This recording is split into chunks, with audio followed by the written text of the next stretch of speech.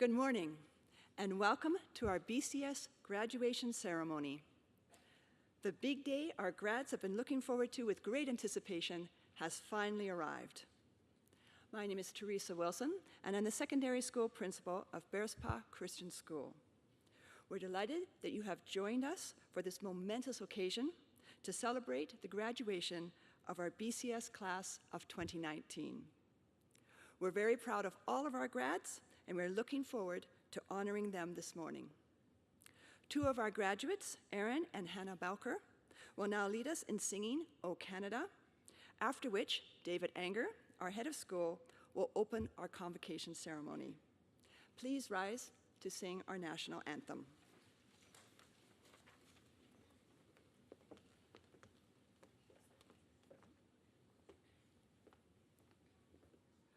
O Canada, our home and native land, true patron love, in all our sons command.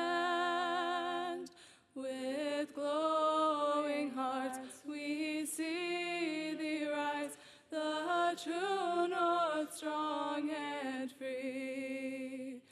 From far and wide, O Canada, we stand on guard for thee. God keep our land glorious and free. O Canada, we stand on guard for thee. O Canada, we stand on guard for thee.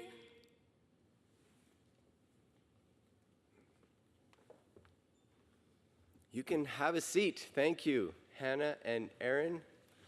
Fantastic job. That's one of my greatest fears, would be to have to sing in front of a crowd. So I think we should give them a round of applause. That was fantastic.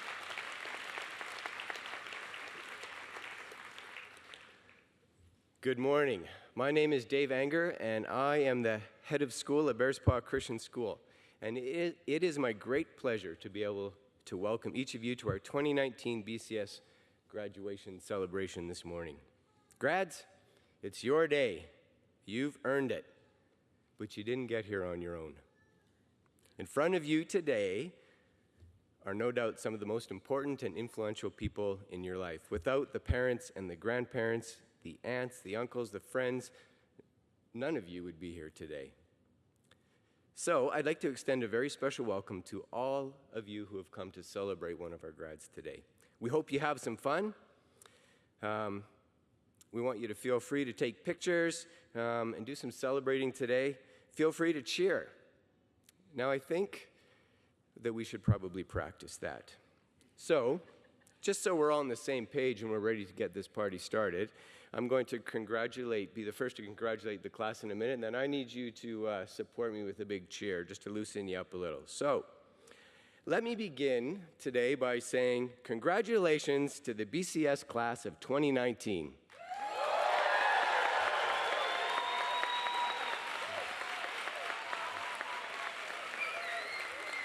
All right. I think we're on the same page. Today is also a day of thankfulness. You know, when a group of families come together, like we've done at BCS, with a desire to follow the Lord with our lives, follow the Lord in our homes, with the way we raise our children, the result is amazing. The potential on this platform today is testimony to that. So God's goodness to us is so evident today, and we should be in awe and be thankful for that. So we want to have a thankful posture today. I also have the great privilege to lead and work with this amazing staff team at BCS. Our school would not be possible without your commitment. You truly are an amazing group of people, and it's my privilege to work with you. And you've done a fantastic job in shaping the lives of these kids, some of them from kindergarten to today over the last 13 years. So for all you do over all the years, to get students ready for today, we want to say thank you.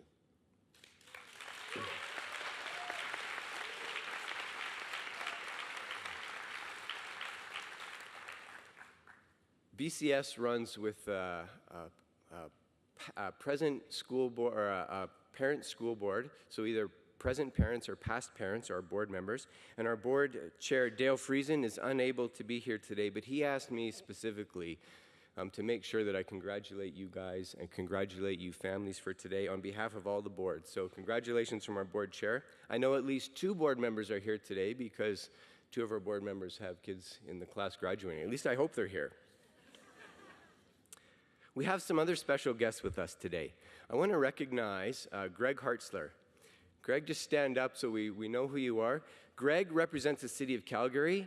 Greg is the chief of staff for Joe Maglioka, who is our counselor for Ward 2 in the area of our area of the city. So Greg, for the work you do with us, we just want to say thank you. You're a big support.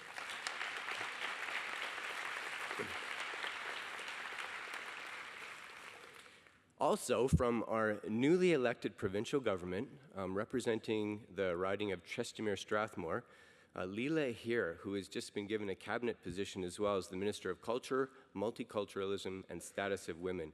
Leela, we want to thank you for the work you do and for the support that you are to BCS. We'll see Leela up here a little bit later as well, but why don't you stand so we can just recognize you.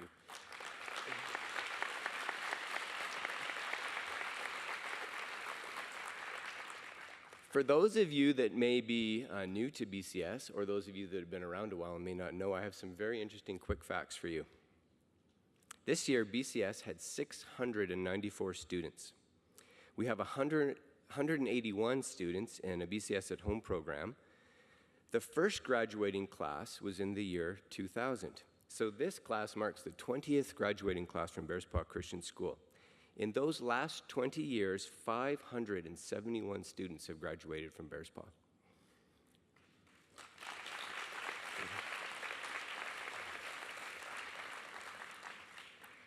So have you ever heard it said, it's all in the details? I'm going to clarify, I'm not saying the devil is in the details here, but it's all in the details. And preparing for today is a monumental task. So there's committees, there's parents, there's volunteers, but there's one special person here that helps us put that all together, who takes care of the details. Things that I didn't even know were part of Grad have been organized and executed. So, Mrs. Wilson, for all you do, for all your efforts, for all the time invested in preparing for today, as you do every day of the year, we all just want to say thank you for the work that you do.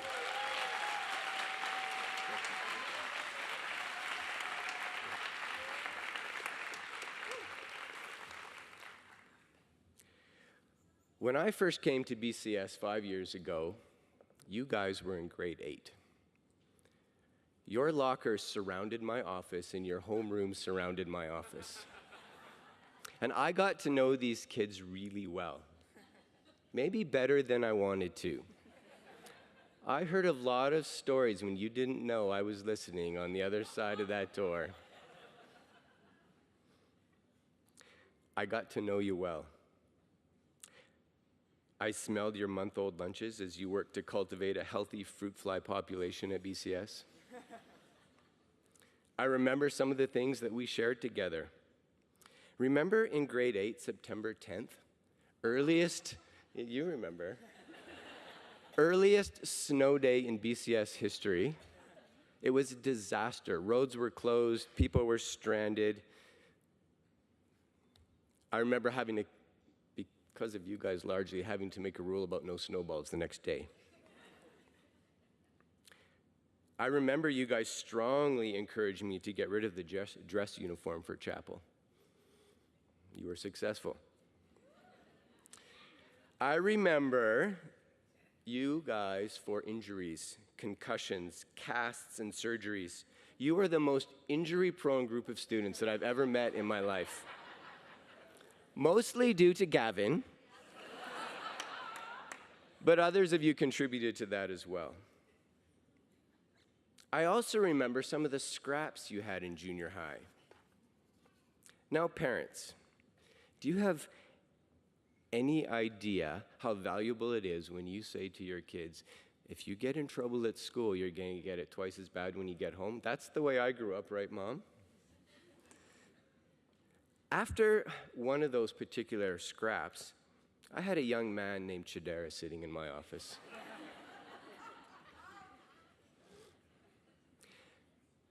Chidera wasn't worried about the fight he had just had or his friends. He wasn't even worried about what devious consequence Mr. Anger was preparing for him. Chidera's worry could be summed up by one question. Mr. Anger, are you going to call my mom?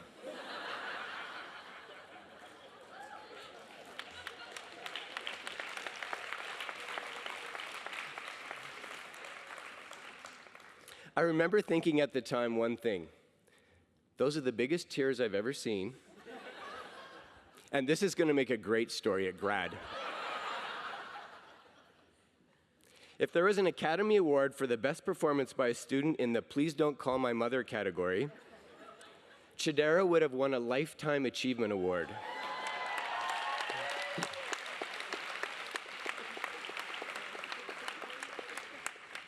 Chidera, what a brilliant performance. Sadly for Chidera, it didn't work. And a few moments later, I had the great privilege of having a lovely conversation with Chidera's mom on the phone. The biggest thing I recall about you guys, though, is the impact that you made on me personally as I got to know you. You guys made a significant impact on me. You know, before I came to BCS, I worked in a community where there was a high degree of dysfunction. Students in the school where I was faced poverty, various forms of abuse, violence, family breakup. And I just remember what a hopeless feeling I had in that school on so many days. But then I came to BCS, and I remember being awestruck by the differences as I got to know you guys and watched you interact around my office.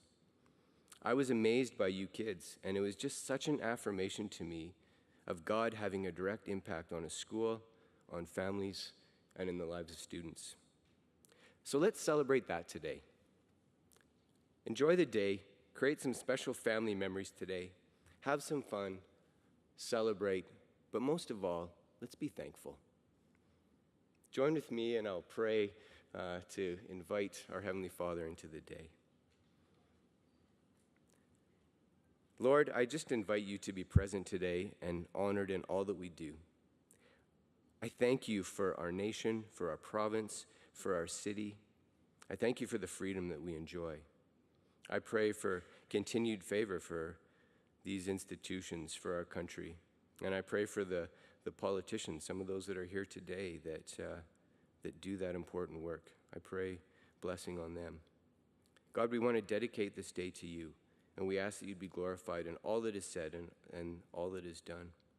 I thank you for these students and for their families, and I pray blessing on them. God, in these next days, weeks, and months, I ask that your direction would be clear in the lives of these grads. I pray that you would lead every step and that you would guide them. I pray that the joy that they seek and the joy that they experience in their lives would come not from living this life, but from following you. And I pray, Lord, that serving you would be the desire of the hearts of each of these kids.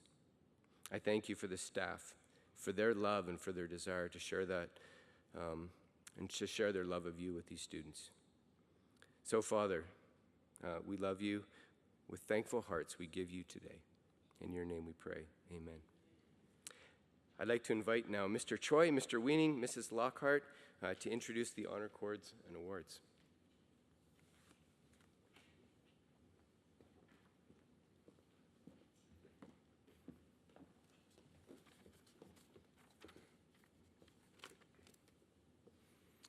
Good morning, everyone. You'll probably notice our graduates are wearing honor cords of various colors. Since medieval times, honor cords have been included in the commencement and graduation ceremonies of academic institutions, including high schools, colleges, and universities.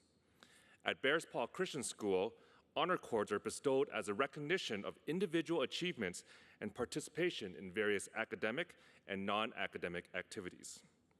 These cords are a visual reminder of student life at BCS and the multiple facets that our school community embraces and celebrates. Each cord has a specific color, or color blend symbolizing the student's contribution to our school. After each cord is announced, we ask that the cord recipients rise so that they can be acknowledged.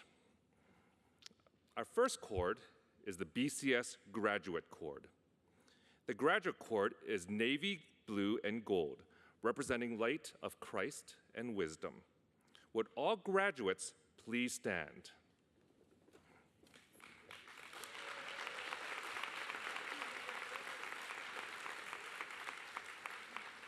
This cord recognizes the student as a graduate of Bears Paw Christian School and a permanent member of our school community. All right, please have a seat. And next, we have the mission cord. The mission cord is green, symbolizing life and hope. Would all graduates with a green cord please stand?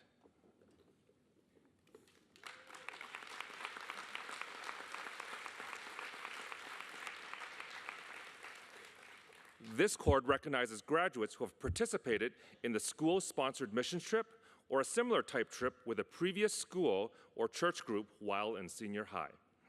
Through this mission, they have represented Christ by sharing the message of life and hope.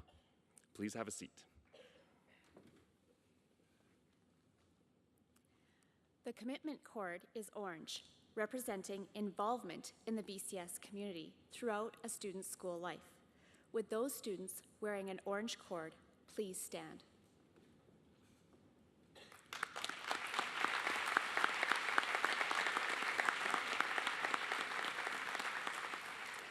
This cord recognizes graduates who have attended BCS from kindergarten to grade 12. Would all staff who have been involved in the development of these students please rise and be recognized with the students?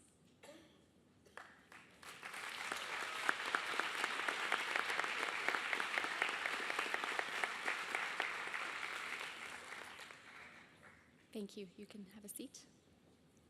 The service cord is silver, representing reliability and dedication. All graduates with a silver cord, please stand.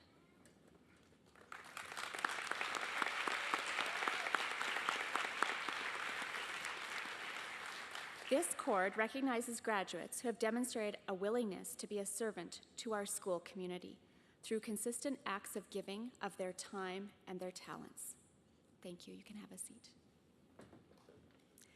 The community service cord is turquoise, representing steadfastness and dependability. All graduates with a turquoise cord, please stand.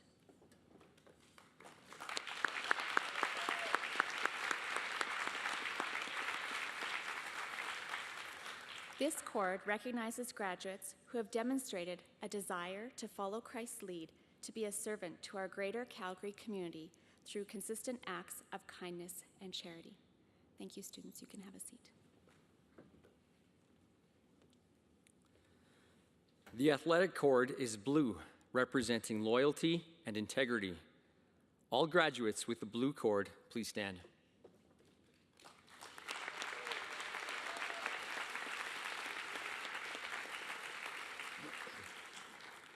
This cord recognizes a commitment to the athletic program of BCS by demonstrating leadership, outstanding sportsmanship, and a willingness to represent BCS honorably in extracurricular sports programs.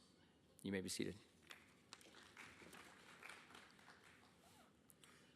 The student leadership cord. The student leadership cord is burgundy, representing leadership and courage. Would all grads wearing a burgundy cord please stand?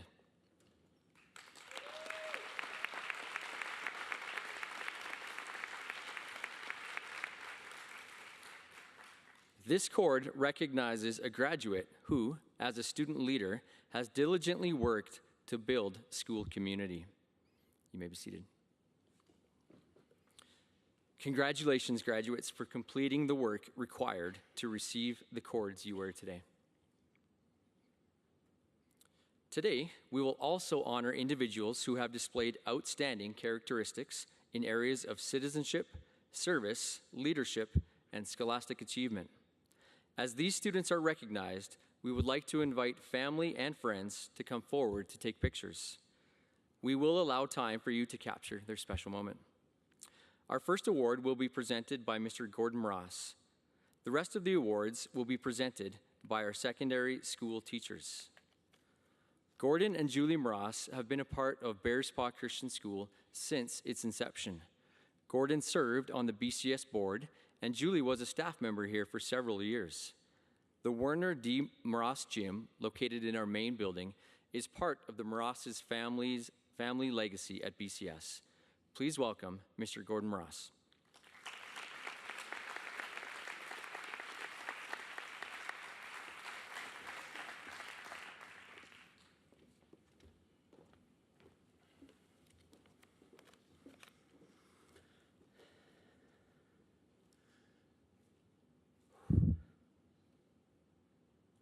His family had survived World War II, although not unscathed.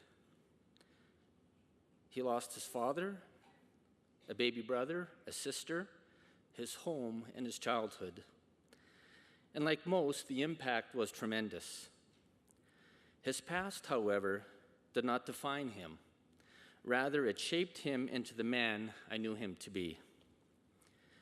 Leaving West Germany in 1954 with only a backpack, my father boarded a passenger ship bound for Canada. He was 20 years old, and he did not know a single word of English. But he was a young man setting out to follow a dream with a hope for the future.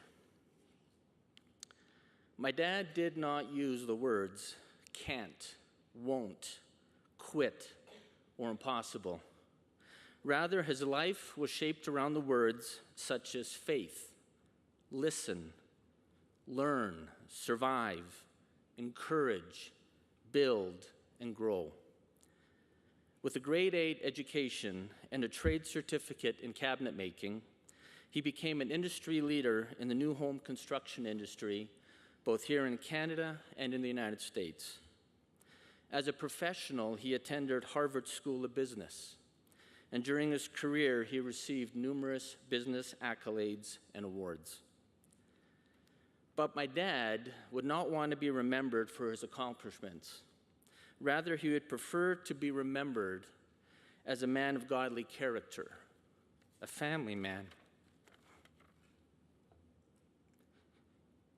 a committed, loving husband, a dedicated volunteer. He was faithful to his family, his church, and our Lord. He was honest, consistent, a mentor, and he was a wonderful example of a godly man. He was not a man of many words, but when he spoke, you would listen. In 1998, the board of Bearspaw Christian School began construction of the original building. It was a mammoth undertaking for a group of volunteer parents. The board of directors approached my father to serve as the project manager, a position he gladly accepted and volunteered to do out of love for his grandchildren, who are both graduates of Bearspaw Christian School. He provided expertise and encouragement and offered immeasurable hours of time.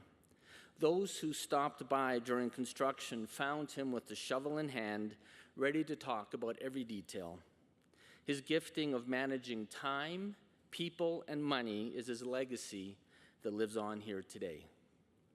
When he suddenly passed away in the spring of 2000, just 2 months before our first graduation ceremony, the Bearspaw Board of Directors honored his memory and commitment to our school by dedicating the original gymnasium in his name and by establishing the Werner D. Mross Award.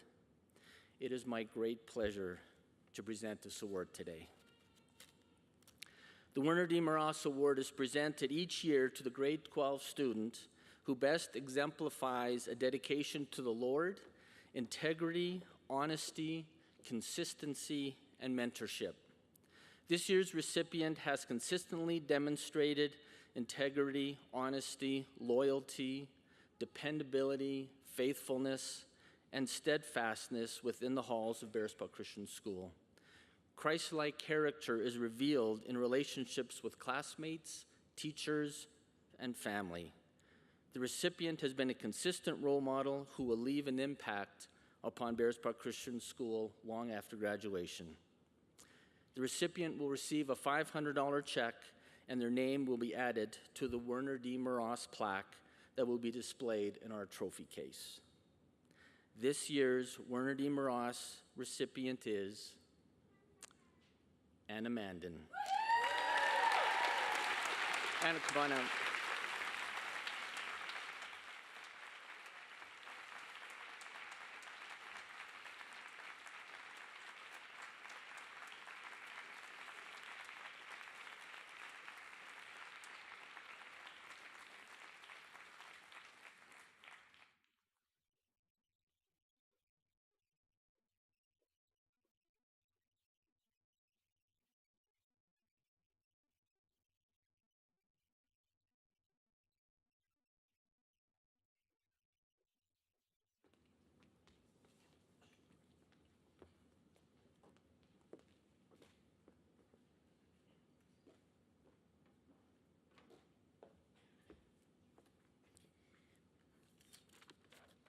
Congratulations, Anna.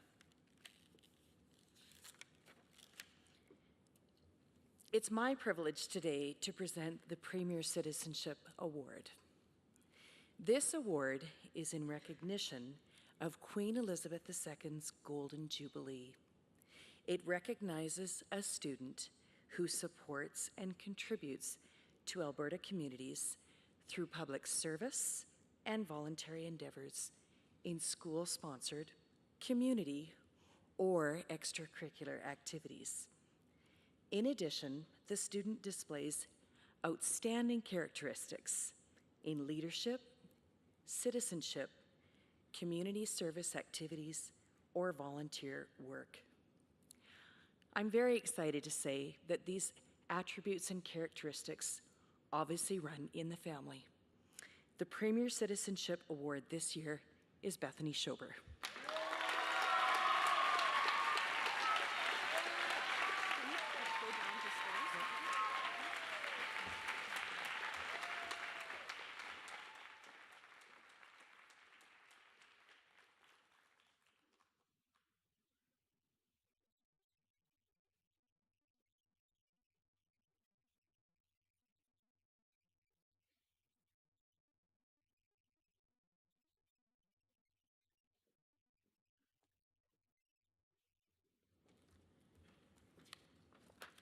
The BCS Citizenship Award.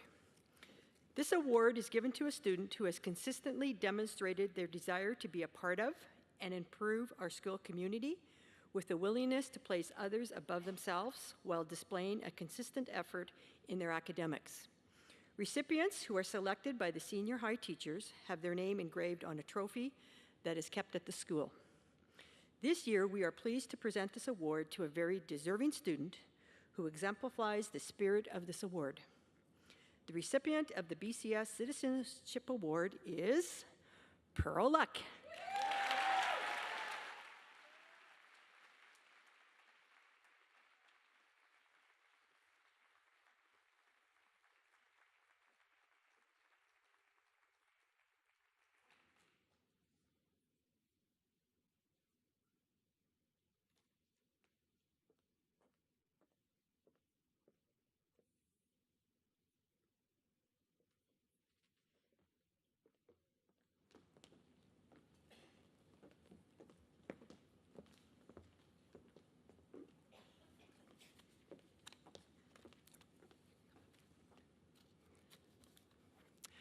We would now like to take a moment to honor the memory of John Gustafson, who passed away earlier this year.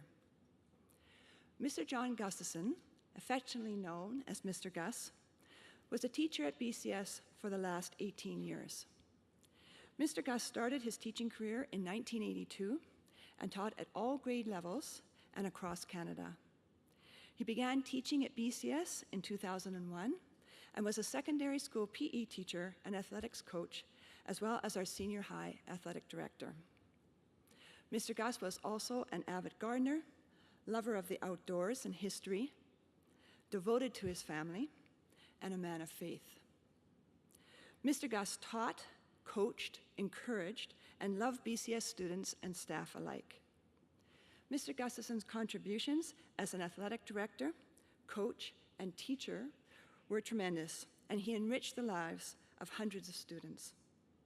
His dedication and commitment to BCS were recognized by everyone who knew him, and we miss him dearly. We will always fondly remember our friend, John Gustafson. Presenting the Scholar Athlete Award each year at Grad was a highlight for Mr. Gus, and this award now carries his name. The John Gustafson Scholar Athlete Awards will be presented by Mr. Clinton Weaning.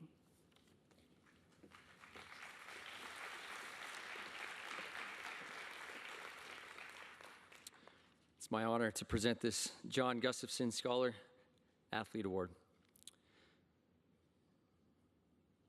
The John Gustafson Scholar Athlete Award is given to the athlete in the graduating class who combines scholarship and athletics at the highest level.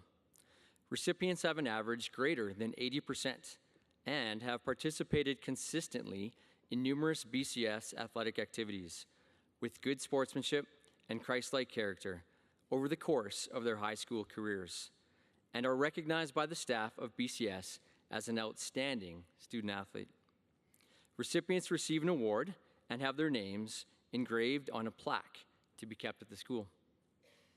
This year's John Gustafson Scholar Athlete Award recipients are Hallie Jones and Nathan Nelson.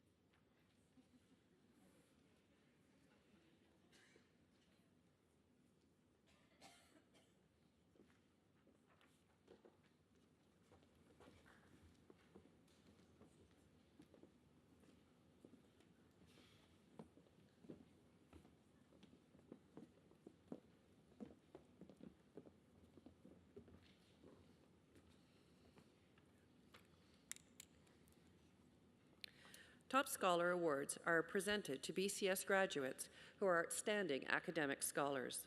The recipients have been selected based on their overall average mark for their grade 12 courses. These students have achieved a minimum average grade of 85%, with no course mark lower than 75%, an impressive feat. This year, 11 students have achieved this high academic standing. Will the following students please come forward to receive their Top Scholar Medal in recognition of their outstanding academic achievements? Bimi Abededo.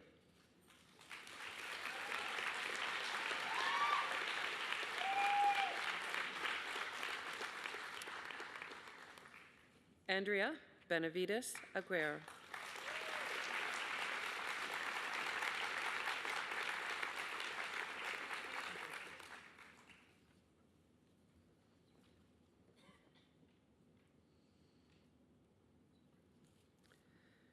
Darianne Holmes.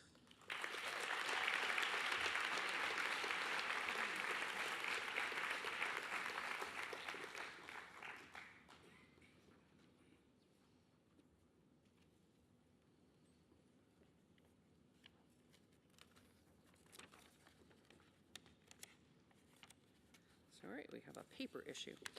Hallie Jones.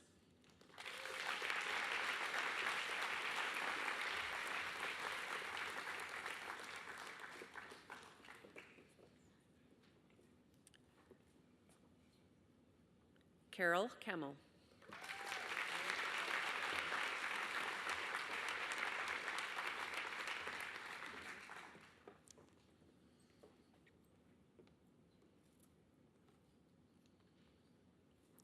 Pearl Luck.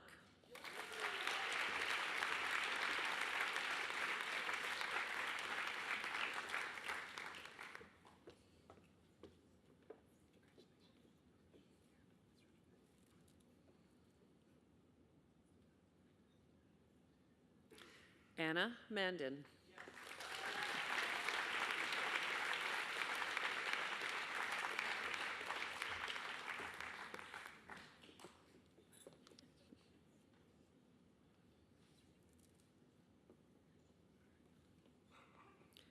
Nathan Nelson.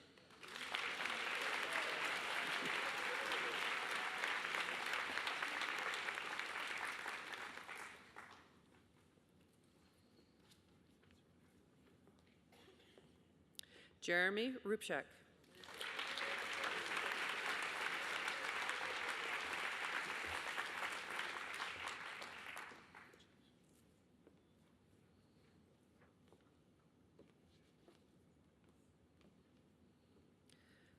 Bethany Schober.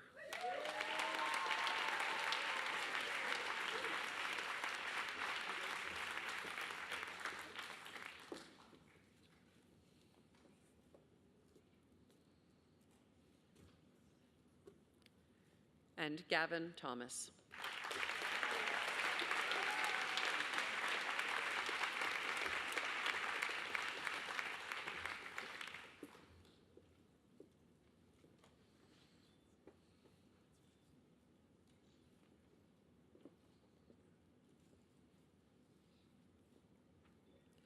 Please join us in congratulating our BCS top scholars.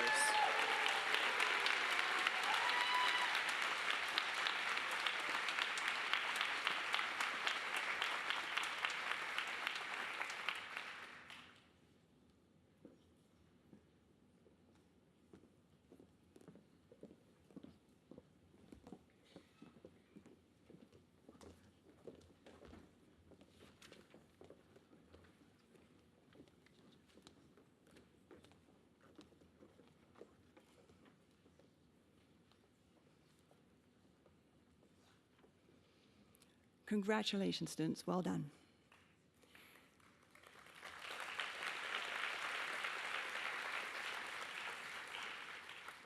It is my privilege to present the 2018 Governor General's Award. In 1873, Canada's third Governor General, the Earl of Dufferin, presented the first Governor General's Academic Medal to encourage academic excellence across the nation. Over the years, this medal has become one of the most prestigious awards a Canadian student can receive. For more than 125 years, the Governor General of Canada has awarded academic medals to recognize the outstanding scholastic achievements of students in Canada. At the secondary school level, a bronze medal is awarded to the student with the highest academic average in grades 11 and 12. This average is determined after all final marks, including diploma exams, are tallied. Today, we have the pleasure of recognizing a student from the graduating class of 2018, and so, on behalf of the Governor General of Canada, the Right Honourable Julie Payette, we present the Governor General's Academic Medal for the 2017-18 school year to Emily Atala.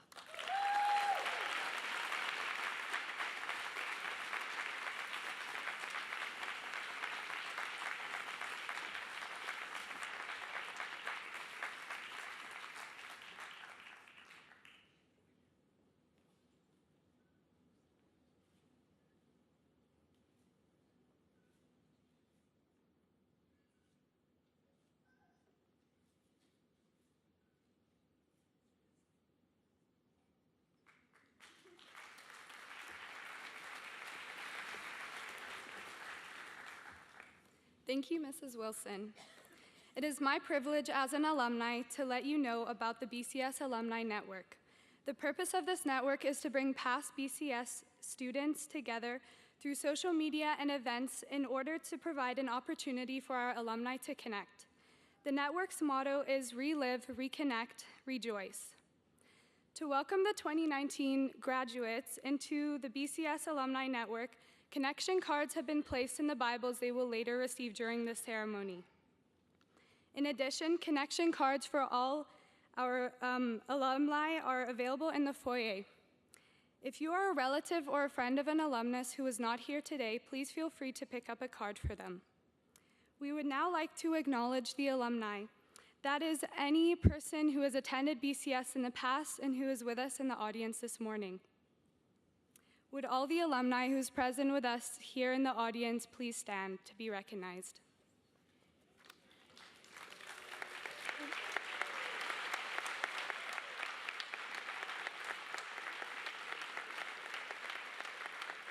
Thank you. You may be seated.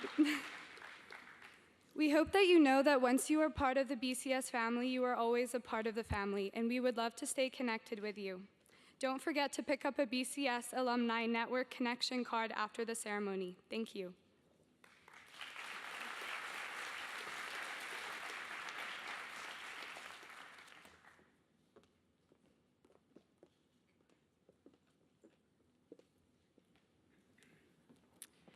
This is a very special part of our Convocation program.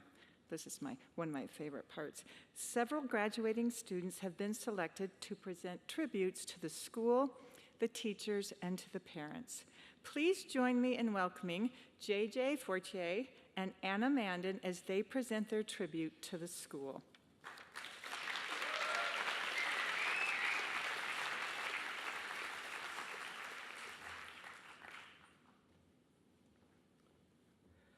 Hello, I have been at this school for 14 years, and in that time, it has become like a second home to me.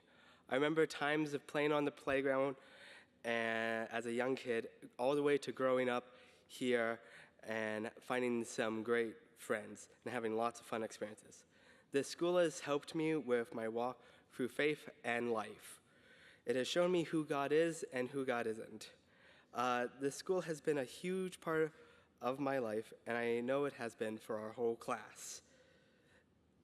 It has been also a great influence in my life by helping me find the hobbies I enjoy and what I'm passionate about. The school has also helped me with my academic growth, even though I still can't do an essay well. As we leave this place, I think we'll all miss it because of the memories and friends we have made here. And all of the different skills we have learned, like the art of procrastination, and that the color purple will never really be the same for anybody in this class. But I would really like to say a deep thank you for this school for helping me out when I was going through recent medical issues. Bears Paul Christian School is very understanding of what you're going through and will help you out any way that they can, no matter what it is and what you are going through. So for that and all the years I have been here, I would like to say thank you to the school and thank you for the time you have invested into all of us.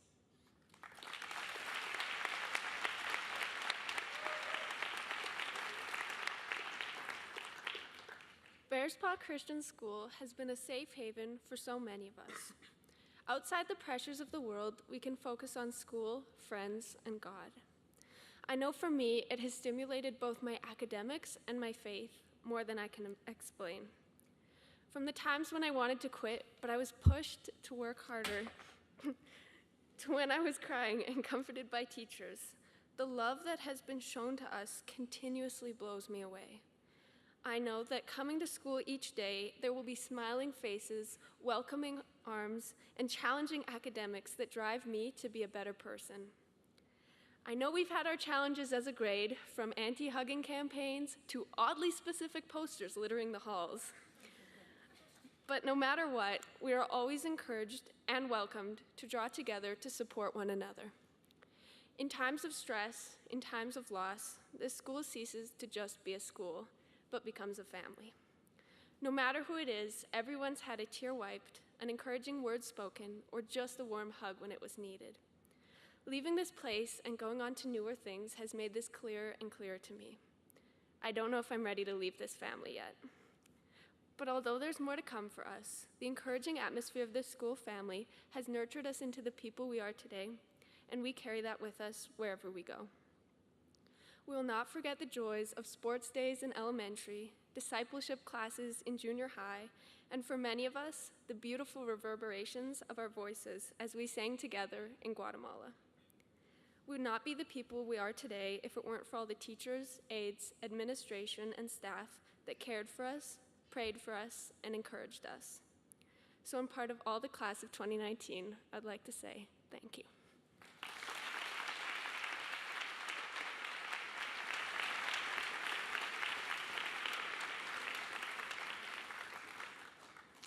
Thank you, JJ and Anna. Now I would like the tribute to the teachers will be presented by Julia Hertberger and Devin Horton.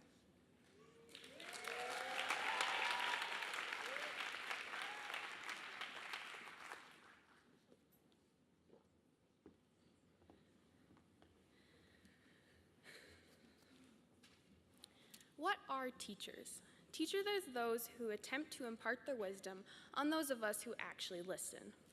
Teachers are those who get together to plan all their tests and quizzes during the same week.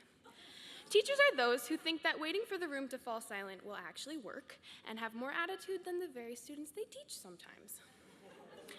Teachers are those who still can't remember your name after 13 years and find it extremely hard that we can't remember something that they taught us 4 years ago. Spending roughly 456 weeks, 3,200 days, or 76,800 hours in a classroom creates many memories, both good and bad, that will last a lifetime. We would like to take the time to share a few of these memories and to thank the teachers that have shaped us into who we are today. To Mrs. Pomeroy and Mrs. Worth, thank you for letting us take naps in school. If only our teachers now understood how much we needed them this year.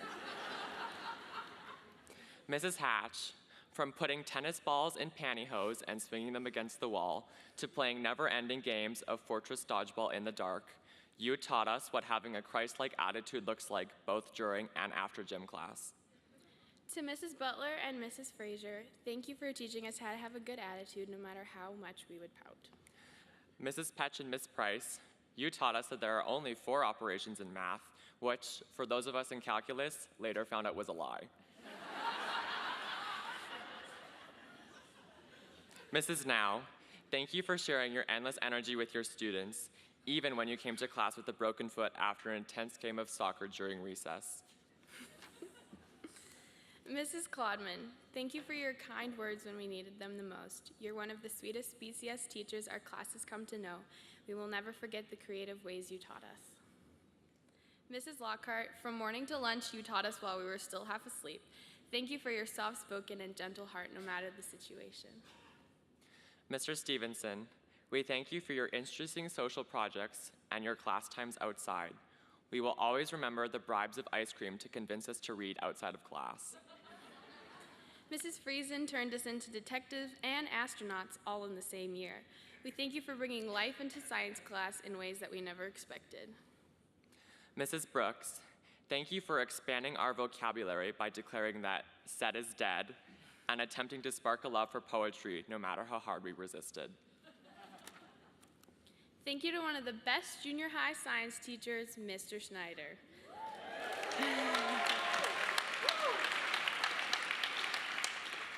Also sometimes known as Bill Nye. We greatly appreciated the time you spent teaching us about succession and the order of the planets of the galaxy. Your video Wednesdays that sometimes turned into video everydays were very useful teaching tools. And they made us look forward to each and every class. You always made sure your students had fun during class while teaching us everything we needed to know. You've known us for so long, and we will never forget your passion in the classroom. Ms. Latorco, we will never forget how to address a letter no matter how hard we try. To thank you for this, we would like to ask everyone to hug Ms. Latorco after the ceremony, because we all know how much she loves a warm embrace. Mrs. Martins, you attempted to control our extreme sass in the classroom and helped us keep track of how many times Lusignan left his seat in one class. Thank you for attempting to wrangle in one of the wildest grade 9 classes that has ever graced the halls of the Portables. Mr. Dukeshire, the phrase "turn in" will be forever engraved into our minds no matter how hard we try to forget.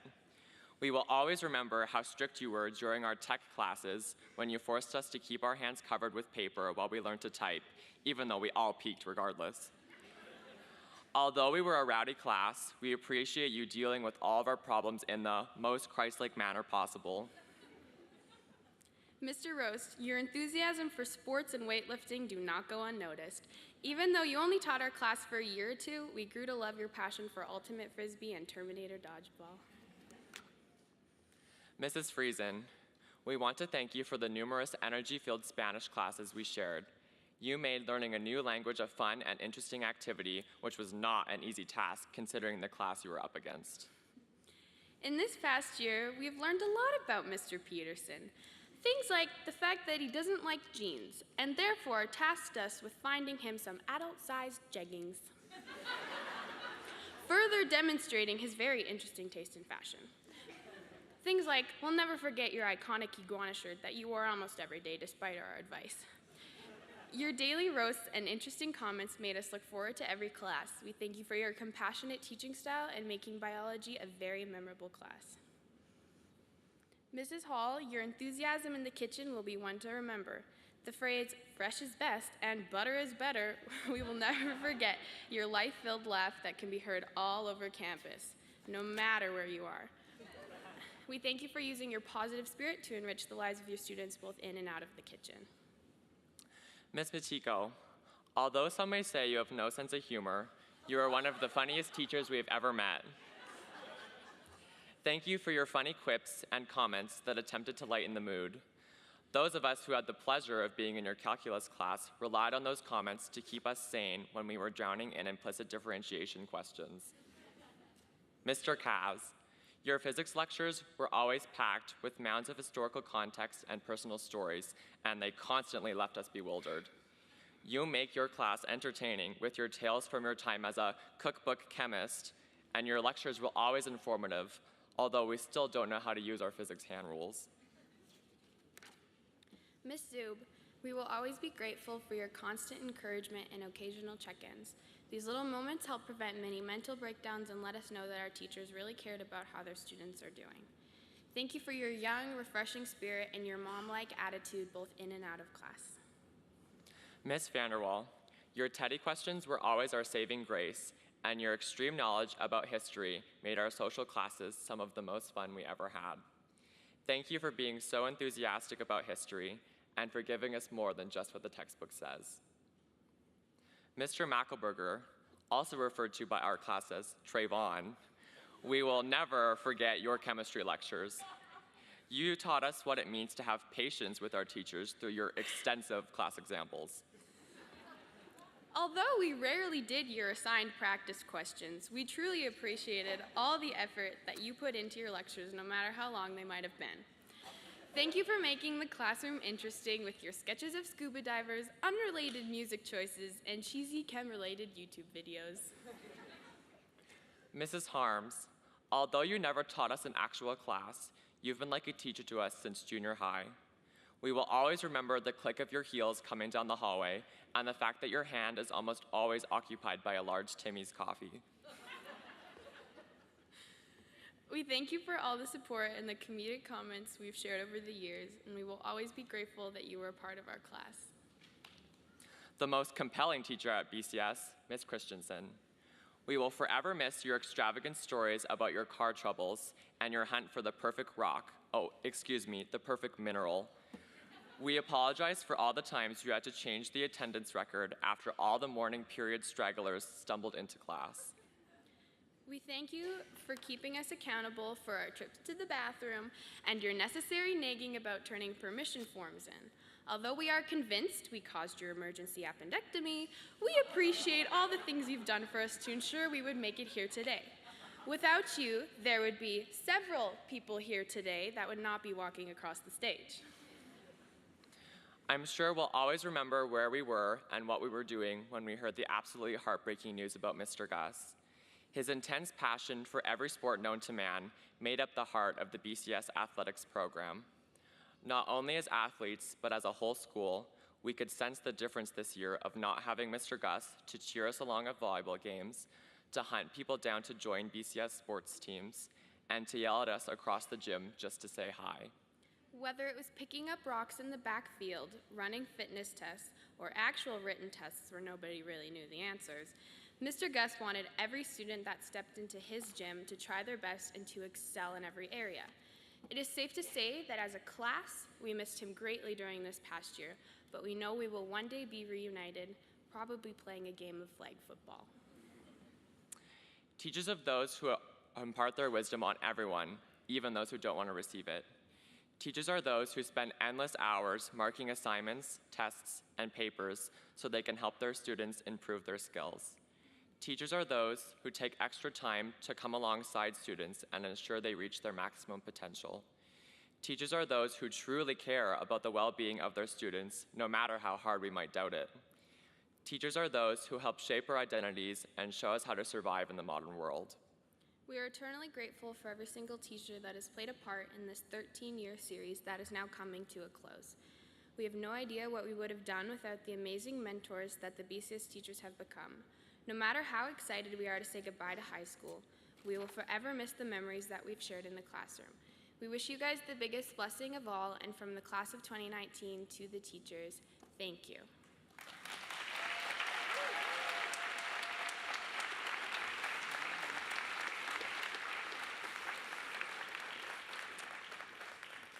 Wow, thank you, Julia and Devin. And now I'd like to invite Darianne Holmes and Josiah Olfert to the podium to make a special presentation to the parents.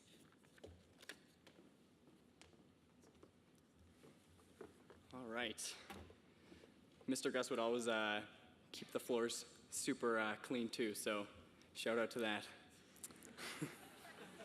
Okay, so I'm doing tribute to the dads. So let's get into it. Just like my dad would say, we're firing all cylinders now.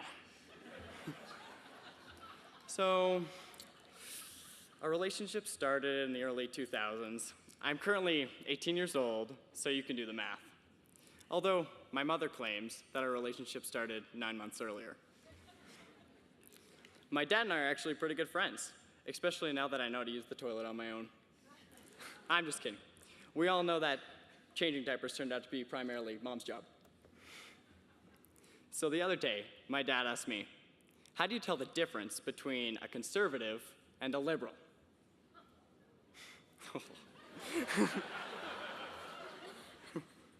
He says that it's his, he's told me this, I'm not, like this wasn't me. This wasn't me. Email him, kolfert@gmail.com. It's not too bad, okay. How do you tell the difference between a conservative and a liberal? He says that a liberal shakes a bottle of water and will try to convince you that it tastes better.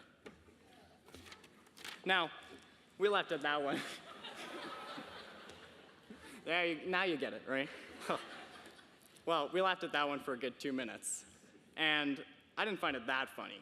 But as a result, my dad filled up my car with gas. So that's what I call capitalist humor. Now, I think God designed marriage perfectly. You really both need mom and dad when it comes to parenting. Moms are really good at making you feel better. For instance, Mom, I fell off my bicycle and scraped my knee and it hurts so bad. So Mom, being the hero and the comforter that she is, will hold you and kiss you and put a Band-Aid on the cut that doesn't really exist. And then you got Dad, and you walk in, and you got 3 broken bones, maybe some minor internal bleeding. And he'll give you half a baby aspirin, maybe a Flintstone vitamin, and send you on your way. But in all seriousness, our dads are consistently there for us, supporting us financially, faithfully, and whenever there's an excuse to fire up the Barbie. We love our dads. So we thank you for all the sacrifices and hard work that has allowed all of us to go to a good school. Dads have been given an important opportunity to have a unique relationship with their kids. A relationship that reflects the love of our Heavenly Father for each of us. And to finish off, I'll tell you one of my favorite and a rather appropriate dad joke. I'm sure you guys will understand the hidden meaning. what did the buffalo say to his son when he left for college? Bye, son. So, for all the moms, sorry. I know it's hilarious. Not really, but it'll fill up my tank if I laugh.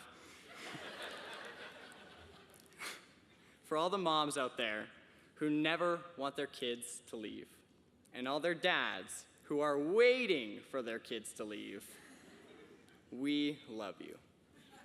Thank you.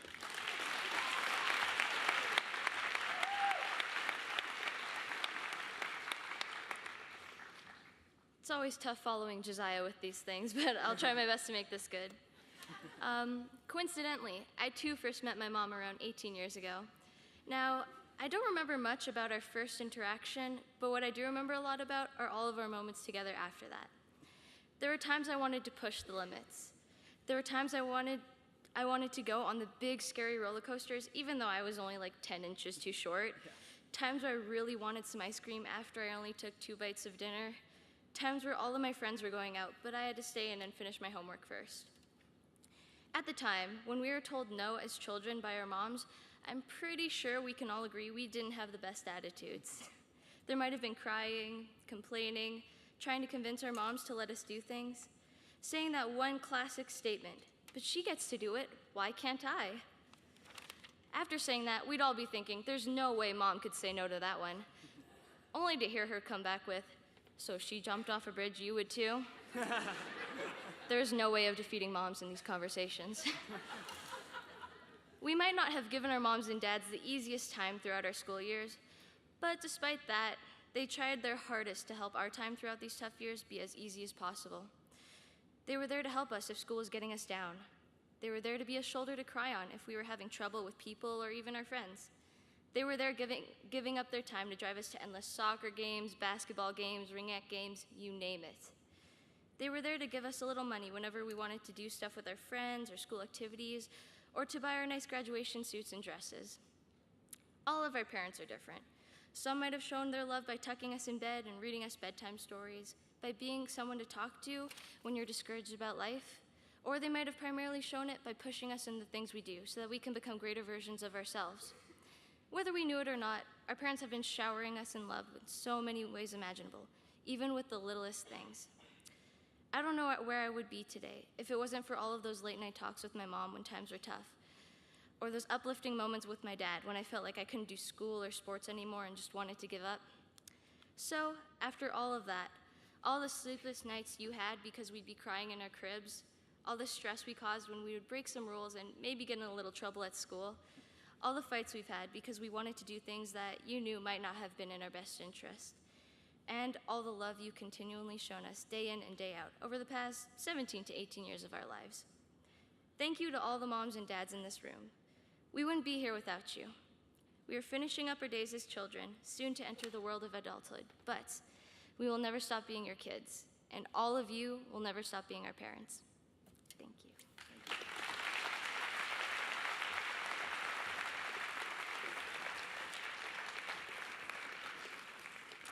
Thank you so much, Darianne and Josiah. At this time, the students have a special gift of flowers to present to their parents. This small gift is a token of their appreciation for your countless hours of parenting. Please enjoy a few moments reminiscing as the grads show their appreciation for all the time, work, and love that you have invested in them over these past 18 years.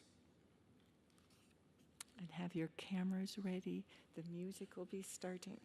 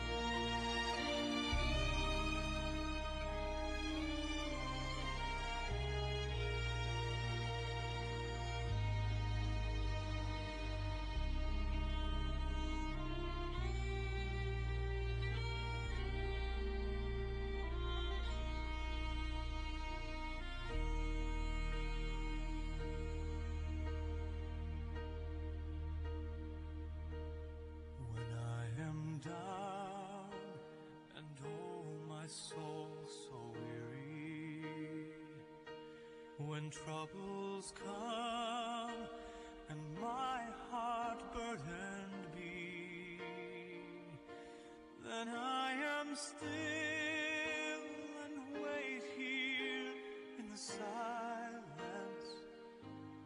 until you come and sit a while with me.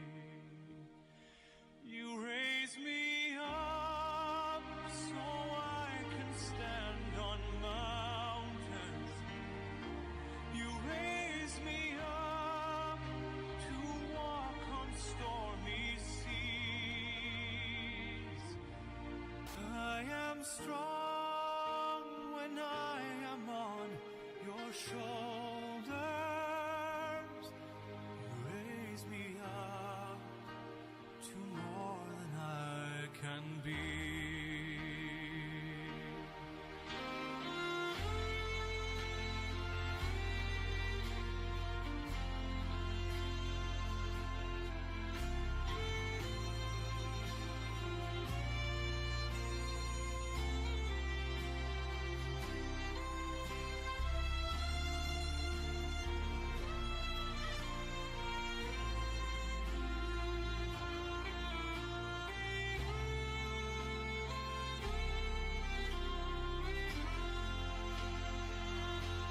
You raise me up so I can stand on mountains. You raise me up to walk on stormy seas. I am strong when I am on your shoulders. You raise me up to more than I can be.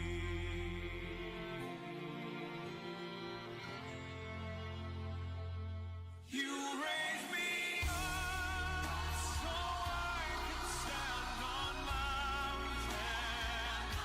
You raise me up to walk on stormy seas. I am strong when I am on your shoulders.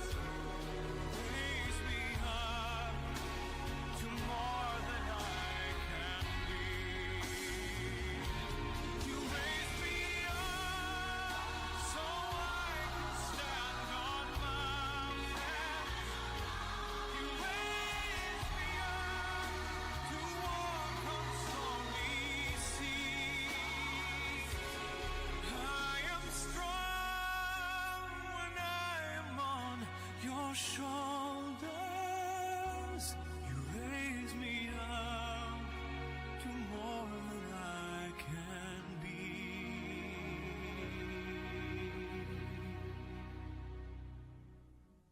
You raise me up to more than I can be.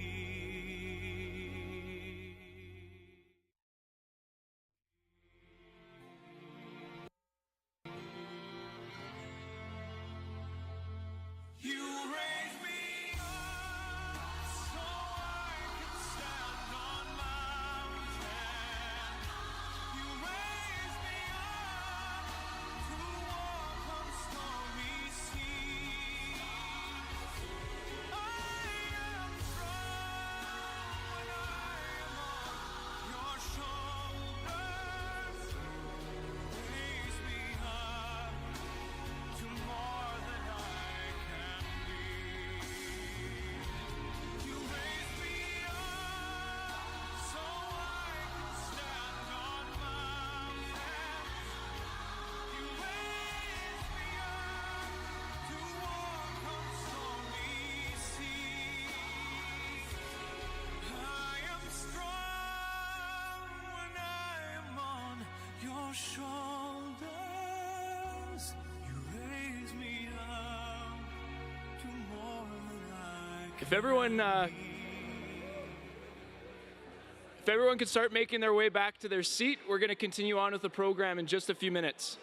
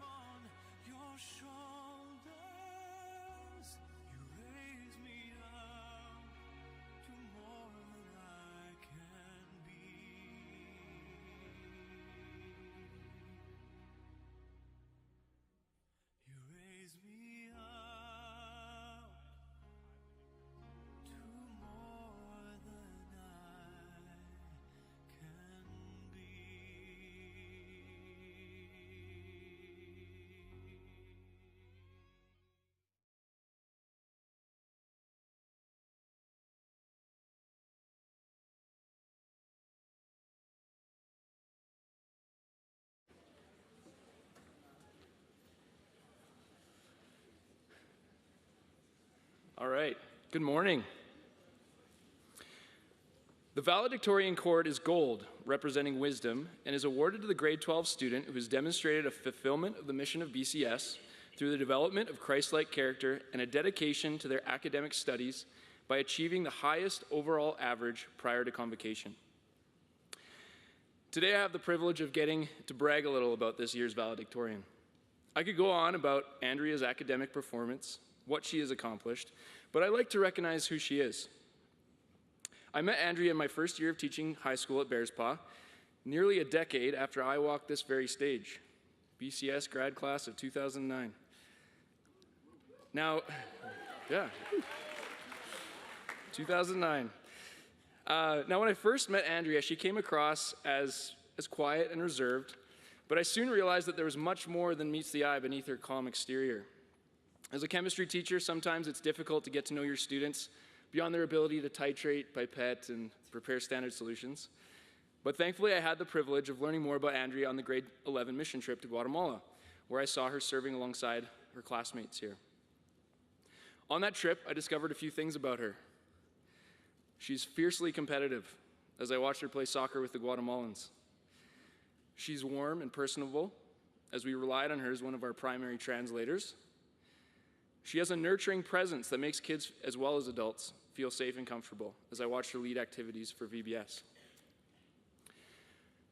Now, something else you might not know about Andrea is that she's a bit of a Renaissance woman. Not only is she fluent in Spanish and English, but she also knows a little French, Italian, and German, and is even versed in programming languages as well. She's a voracious reader with a mammoth book collection totaling 250 books and counting.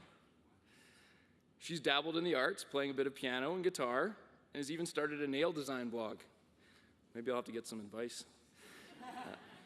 Beyond her schoolwork, she's volunteered at the library reading to kids, tutored other students, and currently volunteers at the Bethany Care Center doing occupational therapy with seniors. And actually, earlier this year, Andrea asked if she could use me for a job reference. And as her proud teacher, I was eager to advocate for her.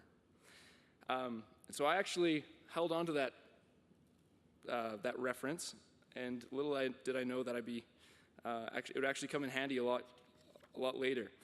When asked to describe her strengths, this is what I wrote. Andrea is warm, caring, and personable. She's very organized and dedicated to anything she puts her mind to. She's also reliable and responsible, always willing to step up if something is required of her. Lastly, she's an effective written and oral communicator. So it is with great pride that I introduce our 2019 valedictorian, Andrea Benavides Aguirre.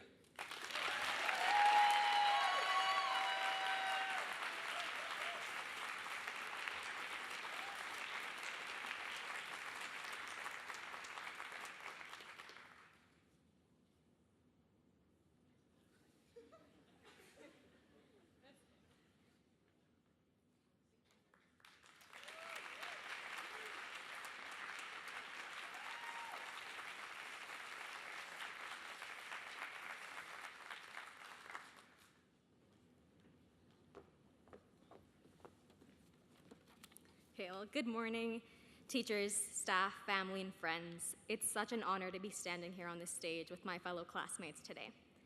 To begin, I would like to share a little bit about myself. Like Mr. Mackelberger said, I love reading. It's one of my favorite activities, and it's been a huge part of me ever since I was a little girl. I distinctly remember my mom staying up with me to read the stories that I would meticulously pick from the library shelves. She helped instill a passion in me that I've fostered to this day, and I've grown into quite the little bookworm. There's a quote from one of my favorite authors who has been close to my heart ever since, and I would like to share it with you. Above all, watch with glittering eyes the whole world around you, because the greatest secrets are always hidden in the most unlikely places. Those are the words of Roald Dahl, the beloved childhood author who brought us magical tales of chocolate factories and talking animals, pursuing one's dreams and the power of kindness, sprinkled with lots and lots of wonder. His words ring true as we reflect on all of our adventures that have led us here today, and as we reminisce on all those great secrets that we have discovered along the way in the unlikely place that I like to call the 3-year-long, plot twist-loaded, choose-your-own-adventure intellectual social experiment that is high school. We wouldn't have gotten here in the first place without the help of some extraordinary people. I would like to give great thanks to all of the teachers and staff of BCS on behalf of our class. Teachers, you've been amazing mentors to us all through your overflowing patience along with your desire to see us excel. Thank you for not throwing in the towel even when you're fed up with us, and for providing us with not only academic support, but also helping our personal growth. Thank you for giving us your best day after day and impacting our lives for the better. You've poured so much into us all these years, leaving us with not only can tell I'm nervous, intellectual knowledge, but also life lessons that we will never forget. Parents, thank you for your unconditional support, encouragement, advice, direction, and for always wanting the best for us. We would not be here today if it weren't for you and all the sacrifices you make for us on a daily basis. Thank you for always believing in us and encouraging us to be the best that we can be. 13 years ago, I can confidently say that we were not prepared for all we would go through to reach this day. It's been 13 years of lessons learned, friendships formed, memories made, tears shed, and many, many laughs. Somehow, each year seemed exponentially longer than the last, but here we are. Even though we've had our ups and our downs, our time at school, not that we had a choice on whether we were here or not, has been priceless. I'll never forget what my experience was like when I first came to Bearspaw, particularly because it started with being body checked into the lockers in the tiny junior high hallway. I didn't know it at the time, but that terrifying yet fateful grade 7 day, I met people who would change my life in an unexpected way. My classmates helped me discover new perspectives and showed me just how much someone can surprise you. Together, we've had many interesting experiences. To name a few, that time when, for some reason, someone decided it would be a great idea to put a calculator in the microwave just to see what would happen. I think we took experimenting a little too far on that one. Or all the times we've been caught in the middle of Mrs. Christensen and Miss Matiko harassing each other in the most Christ-like manner possible about English and math and which is superior. We've also had some pretty impactful moments together. I was able to encounter the beauty of vulnerability during our trip to Guatemala last year. A lot of us came face to face with many heartbreaking circumstances, and the natural response was to seek solace in each other. Particularly one night, we came together to worship amid the stars and the fireflies on our own, and I can safely say that it's one of those moments that sticks with you forever. Our time at Bearspaw has not only been measured in field trips and casual days, winter balls and video Wednesdays, or video every days, as Julia put it, with Mr. Schneider, chapels, and the number of times we've stared at the clock waiting for lunchtime, but also in the memories that we have made together. It's measured in the people who have impacted us and changed us. Bearspaw has also been the place to explore and try out new things. It provided an environment that encouraged us to get out of our comfort zone and do something new. Now, if you look at me, I don't necessarily scream basketball material with my impressive height of 4'11" and a half, but I did it anyway. That doesn't mean I was good at it. But I was able to do something I would have never thought of doing in a million years.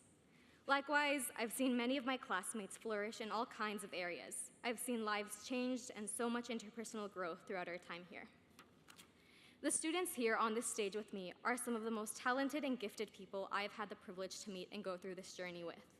They're the musicians who fill our world with beautiful sounds and the athletes who devote hours to improve themselves and never give up. There are the artists who flow with creativity and make something out of nothing. There are the theater people who diligently recite their lines to perform. There are the aficionados of history, literature, science, math, robotics, computing, chess, and so many other things. They're remarkable. Experiencing high school with them has been one of the most enriching experiences that I can ask for. All in all, among the good and the bad, we've completed a significant chapter in the book of our lives, and here we are at the commencement of a new one. It's a bittersweet moment as we look back on all the fond memories and everything that's behind us, but it's also very exciting to look ahead of us at all that's to come. We stand here at a crossroads of sorts as we prepare ourselves to branch off into the world and take the first step in a new direction. It's a thrilling yet terrifying step into the unknown. We'll venture far and wide and embark on a journey that may take us to unexpected places with unexpected people. No matter where it is that you may end up, always remember that this world is in need of people to make a difference, to break old bad habits and replenish humanity with goodness and love. It doesn't take a superhuman to do that. It takes the desire to create change, determination, hard work, and a heart fueled by passion. Every single one of you in this room has the ability to do that. You have the voice, you have the talents, you have the education. All you need to discover is that passion inside of you that yearns to make lasting change. It's not about making momentous discoveries or solving world issues that have been around for ages. It's about the small things that you do well and that you do with passion. There's no doubt in my mind that I stand here amid the change makers of our world. I see the architects of peace, the innovators, the enrichers, the empowerers. I see the people who will give a voice to the voiceless and who will stand up for what is right. I see the advocates for justice. Every year since I came to Bearspaw, I've seen hearts opening and becoming sensitive to the issues of our world. I've seen the desire to change it and to make a difference. I see serving hearts. Know that you have the power to make a difference, and it's up to you what you do with it. Never take for granted the amount of influence you own. Change makers are made, not born. There's no specific equation or formula for one. It comes on the inside, and as I look at you all, I know that it's there rooted inside of you. It's up to you to water that seed that's planted in you. It's up to you to nurture it and take care of it so it can grow. Matthew 5:14 says, "You are the light of the world. A town built on a hill cannot be hidden." So guys, I encourage you to go out and make that difference. Shine your lights using your talents and gifts. Go out of your comfort zone. Go out on a limb. Be kind, be gentle, be generous, be humble. Find your passions and pursue them and never let them go. Do the unexpected. Be brave and take a chance. Find what bothers you in the world and do something about it. Lift others up. Choose to see the good there is instead of the bad and focus on bettering yourselves each and every day. And remember to live in the now. Nelson Mandela once said, "Education is the most powerful weapon which you can use to change the world." My hope for you is that you never stop learning. That doesn't necessarily mean academic learning. It means continuously learning patience, kindness, generosity, servitude. My hope is that you'll discover your passions and your dreams and that you'll chase after them with glittering eyes and wonder. As Roald Dahl filled our childhood minds with whimsical stories to capture our imaginations and make our hearts beat a little bit faster with the possibility of the unknown, he also said, "Somewhere inside all of us is the power to change the world." So, go out and find it and change the world. To the class of 2019.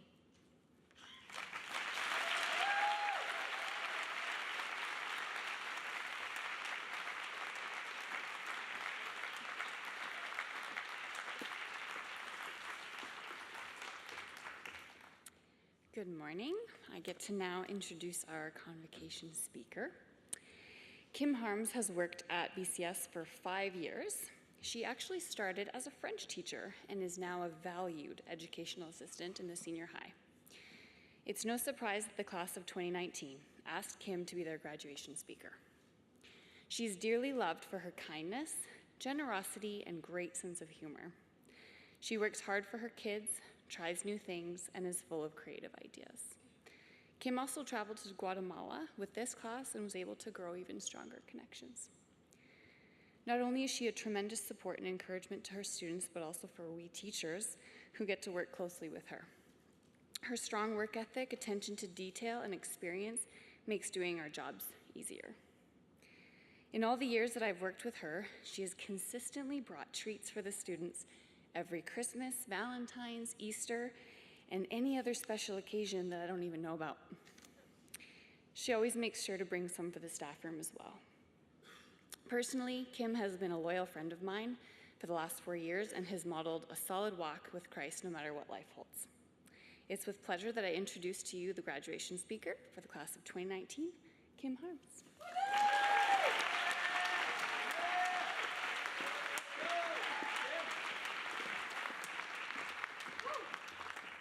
All right, well, good morning, graduates. Andrea, you did an amazing job. And you're going to hear, everyone, that your message is pretty much identical to mine. I thought we were kind of similar, and we actually are. So good morning, honored guests, parents, families, friends, administrators, teachers, and staff at Bearspaw Christian School. May I extend a special good morning to you, graduates of the class of 2019. Let me introduce myself to those of you who don't know me. As already been mentioned, I'm an educational assistant here at the school. For the past 4 years, I've had the pleasure of working in the classroom with these wonderful students that are sitting before you. Parents, I would like to acknowledge and commend you for parenting well. It is evident that you've taught your children to love God and to love others. Graduates, congratulations. Cap and gown day is finally here. The excitement level has exponentially increased in the last few days as details have been decided. French manicure or bold color, hair up or down, silver accessories or gold. But I think I turned out quite right.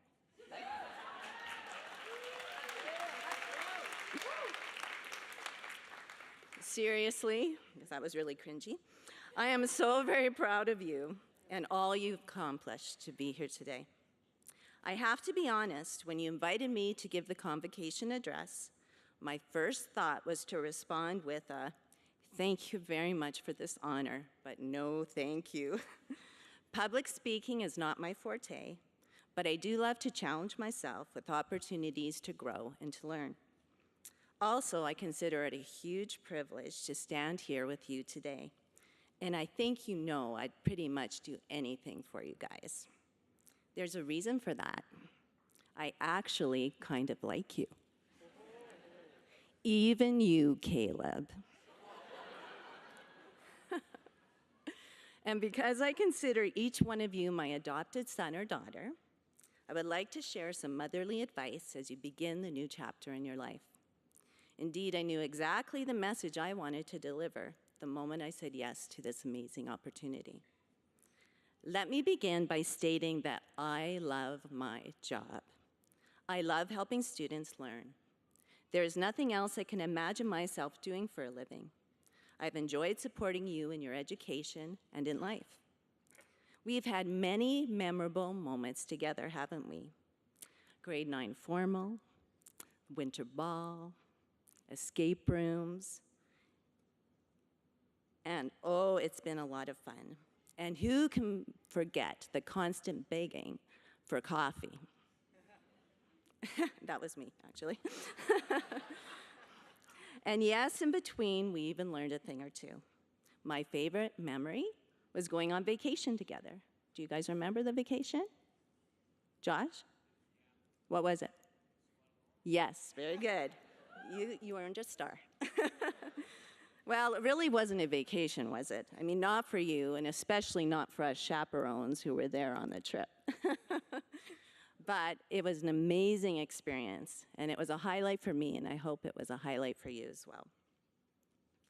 I thank you for these treasured memories and for all those experiences. I'm not sure if you're aware of this, but when I'm working, I'm a very different Mrs. Harms than the one at home. School Mrs. Harms has a lot of energy. She likes to talk. She might even be considered funny. But home Mrs. Harms is the opposite. Introverted, passive, bordering on boring, and grumpy at times. Okay, school Mrs. Harms is grumpy too. Why am I so different here? It's because being able to support you in your learning brings me to life. You see, in my early 20s, I discovered that God created me with skills and a passion to help students learn, and it's what gives me joy and fulfillment in my job today. So graduates, I pose this important, potentially life-changing question to you. What makes you come alive? In my 30s, when I stumbled across the following quote, it changed the way I view life. It was written by Howard Thurman, an African-American author, theologian, and civil rights leader. Pay close attention to his words. Don't ask yourself what the world needs. Ask yourself what makes you come alive, and go do that, because what the world needs is people who have come alive. This is a powerful message about how to exist in this undertaking called life. So let me pose this question to you. What does it mean to come alive? Well, if taken literally, it could mean exactly what it says, like in the Bible when Lazarus was brought back to life by Jesus. It may also describe a group of people coming to life with activity. For example, a couple weeks ago, I tuned in to the end of a basketball game on TV. The spectators were sitting silently, holding their collective breath, waiting, waiting, waiting for the basketball to drop into the basket, and boom, Raptors win. The crowd came alive with cheers of excitement and joy, and I think there's some Toronto Raptors fans out here. They're cheering them on still? Okay, a few. I believe the following situation is more like the contextual meaning that is in the quote. A shy and somewhat awkward student stands in front of his peers. Normally in class, he rarely talks or shares his thoughts, but today he is reading to his peers from a story he has written. His eyes are sparkling, he is vibrant and full of life, and he is animated in expression. He comes alive in front of his audience. His passion is on display, and his classmates take notice. I believe this is the meaning of Howard Thurman's quote. Let me further illustrate this using my children as examples. My oldest son, Noah, recently graduated from Ambrose University with a degree in English literature. When he first told me he wanted to be a writer, I thought, seriously? How are you going to make a living doing that? I didn't tell him what I was thinking, but replied with, oh, I thought you'd pursue a career in math and science. You see, Noah was what you would call an academic. In school, he was at the top of his class, and math and science came naturally to him. What I didn't know then, that I know now, is Noah loves reading and writing stories, has a gift for expressing himself with words. That shy, awkward kid I just mentioned, that's Noah. Telling stories is his passion, and when he writes and shares his words, he comes alive. My youngest son, Jared, the least favorite, he's not here, so it's okay, just completed his third year at U of C and is majoring in astrophysics. As a kid, Jared loved activities like building Lego, playing with water, and digging in the sand. I assumed that Jared's career choice would be in the trades. Yet in high school, he began to excel at math and physics. When he told me he was going to get his degree in astrophysics, I thought, seriously? How are you going to make a living doing that? What I didn't realize is that Jared's mind understands the mathematics and theory that are needed to learn physics. When Jared discusses and investigates matters of outer space and physical science, he comes alive.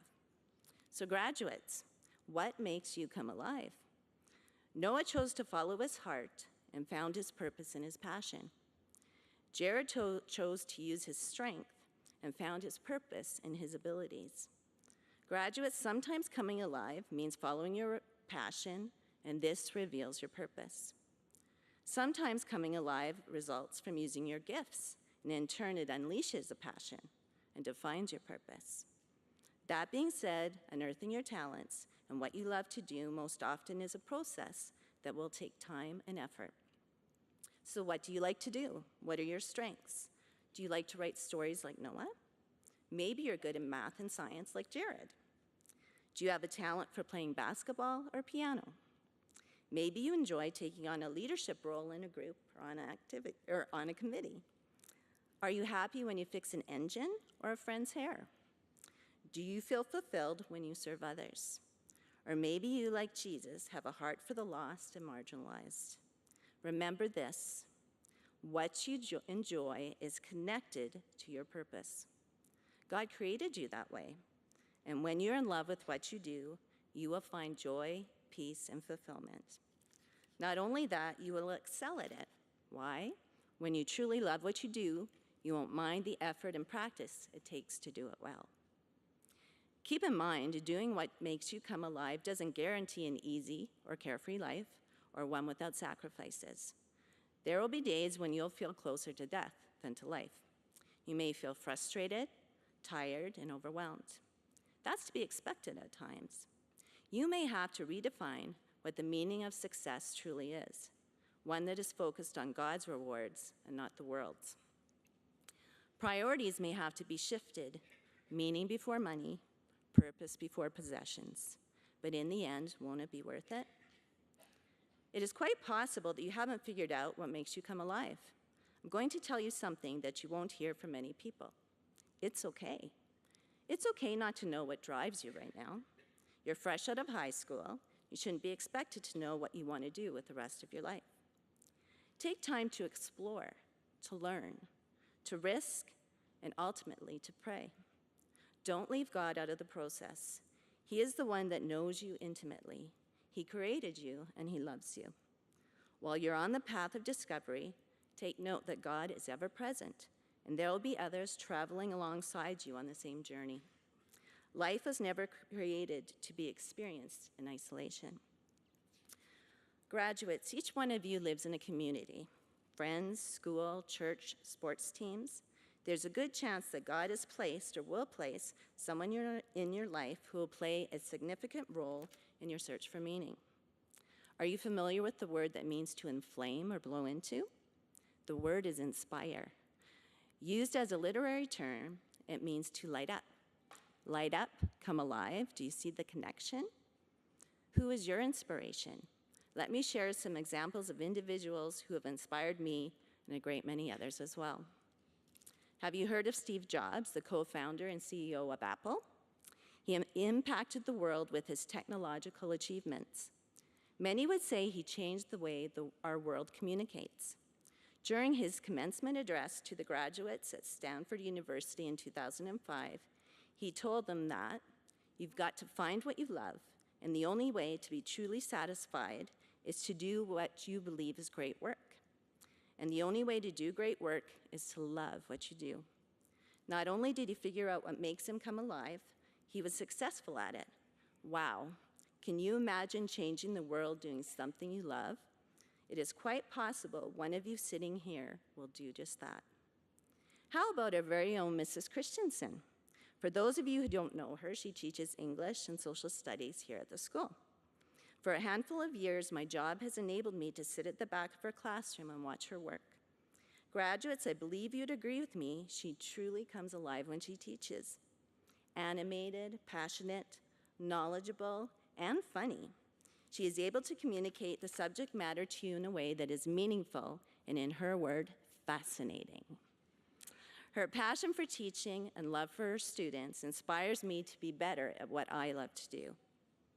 Or how about Eric Little, the son of Scottish missionary parents who won the gold medal running at the 1924 Paris Olympic Games? The movie Chariots of Fire is based on his life. Not only was Eric Little a gifted runner, he was also a devout Christian. I love this quote from him. God made me fast, and when I run, I feel his pleasure. When I run, I just feel tired. Do you know that God loves it when we use our unique gifts, and we do so with passion? God loves it when we come alive. The Bible says, "Let your light shine before men, that they might see your good works and glorify your Father who is in heaven," Matthew 5:16. When you live out your true purpose, when you're allowed to be your true self, who God created you to be, you come alive and positively impact everyone around you. Don't be afraid of being you. God loves you for who you are, not for how others see you or expect you to be. It's okay to be different. Express yourself, your passions, your purpose in ways that are uniquely you, and your light will shine into people's lives, drawing glory to the one who is light. Remember, you make up the body of Christ. Paul writes in Ephesians 4:16 that he makes the whole body fit together perfectly. As each part does its own special work, it helps the other parts grow, so the whole body is healthy and growing and full of love. I'm sure we can agree that a healthy body is a body that's alive, right? And only a body full of life will serve its intended purpose. Remembered Howard Thurman, the author and theologian I referenced earlier? In the 1960s, a young American Baptist preacher from Georgia rose up to fight for the rights of those who had none. He preached nonviolence in the face of injustice, a philosophy he learned from none other than Howard Thurman. The Baptist preacher's name? Martin Luther King Jr. Now, these two men were very different. Howard Thurman was a mystic. He preferred to spend time alone writing. Martin Luther King was a civil rights activist. He brought Thurman's theories to the people. Both impacted the world, but in their own unique ways.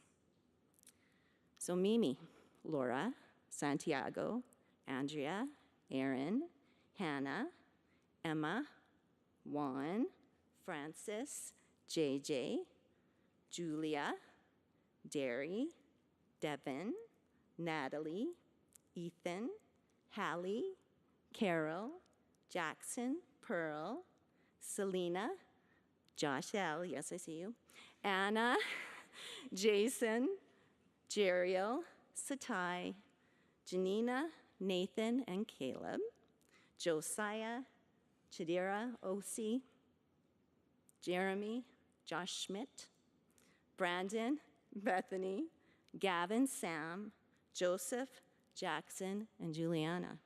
Come alive. Be who God created you to be. I believe in you. I've seen you live life and know each one of you is equipped perfectly to do the work God has called you to do.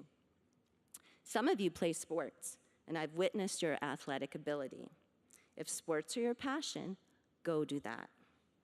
I've had the opportunity to volunteer with you at Samaritan's Purse and in Miss Matiko's room stuffing envelopes for Impact Ministries. If you are task-oriented and love to organize, go do that. Every Wednesday morning at chapel, several of you have led worship with skill and sincere affection for God. If music is your passion, go do that. In Guatemala, I watched you open your hearts to the poor and the hungry. On our service days, I've watched you work selflessly to bless others. If serving those in need is your passion, go do that. And graduates, when you're doing that, whatever it is, remember the quote by Howard Thurman and share it with a friend. Maybe you will inspire him or her to come alive, because in the end, who doesn't want to live in a world with people who have come alive? So graduates, enjoy today, and let tomorrow be the beginning, the first step of the journey to a life filled with passion and purpose.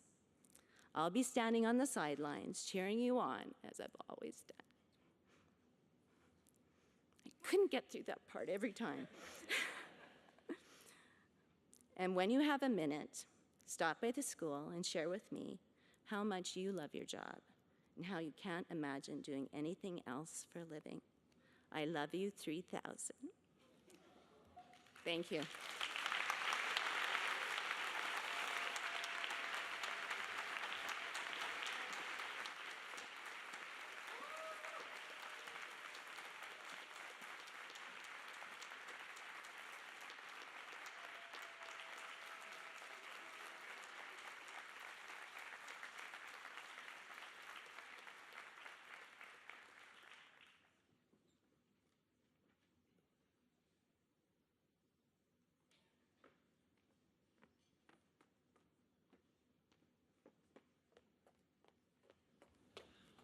Mrs. Harms, you've got us all crying.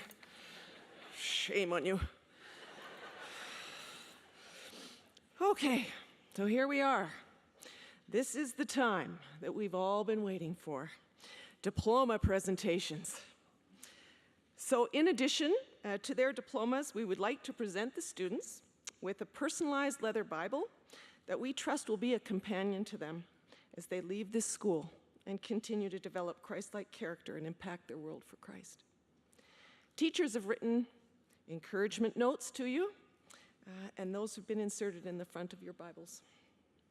Please take time to read them. Ms. Zoop will assist Mr. Anger and Mrs. Wilson with the presentations, and as the students cross the stage, please get those cameras ready. We are particularly honored today as Minister Leela here, who is our Alberta Minister of Culture, Multiculturalism, Status of Women, and some new honorifics as well, will join us on stage to congratulate our grads. So here we go. Everybody ready? We practiced this yesterday. You know the routine.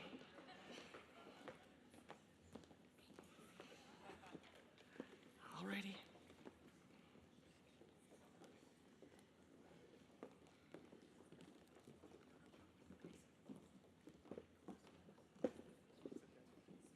Apparently, some people weren't paying attention to the rehearsal part. It's okay, you're nervous. We get it.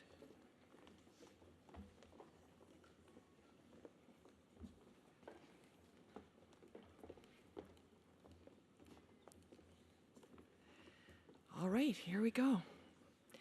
Mimi Adebayo.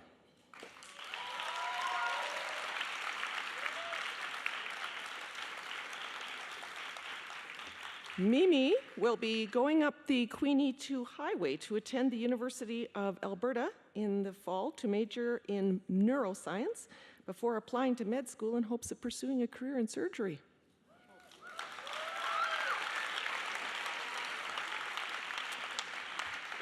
Laura Anger.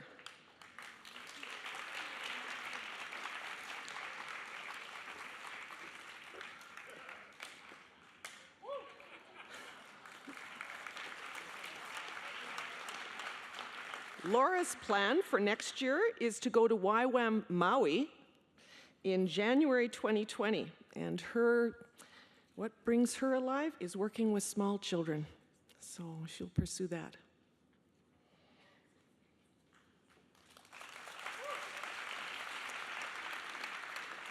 Santiago Avila Borda.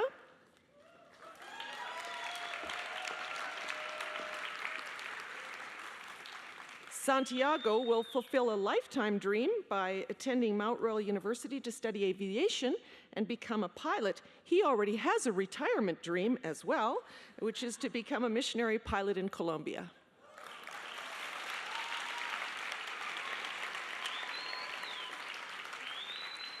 Andrea Benavides Aguirre.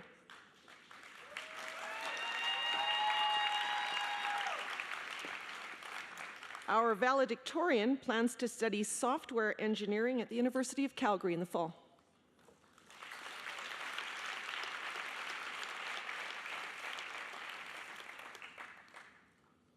Aaron Bowker.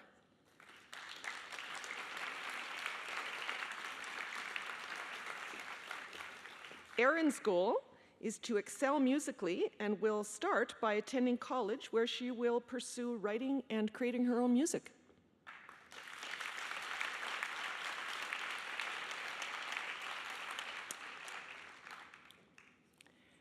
Hannah Bowker.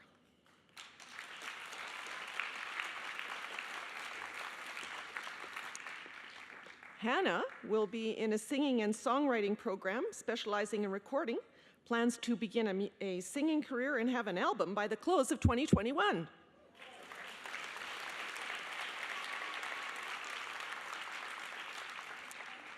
Emma Bray.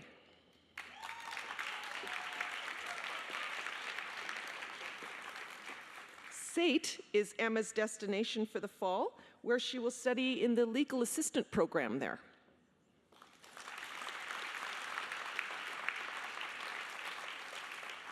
Juan Cardenas Yepes.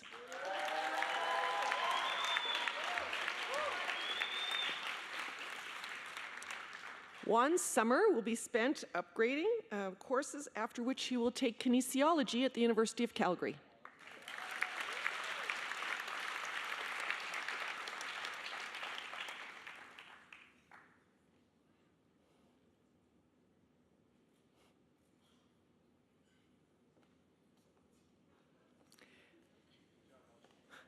Francis Forstenheisler.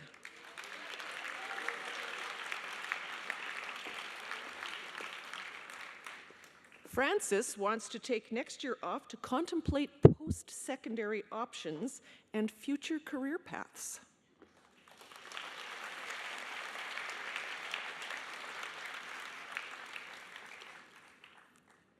JJ Fortier.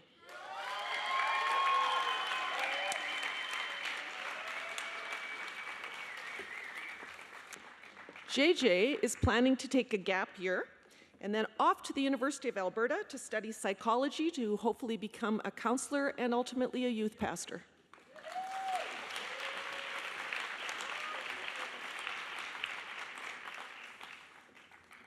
Julia Herberger.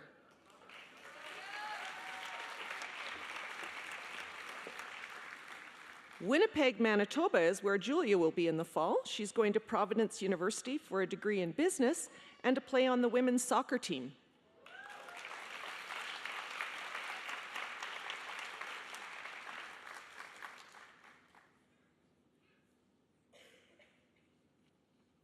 Darianne Holmes.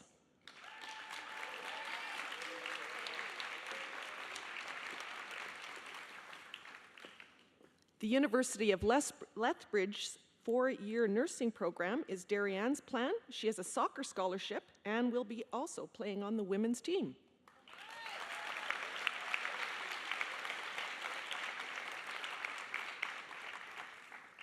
Devin Horton.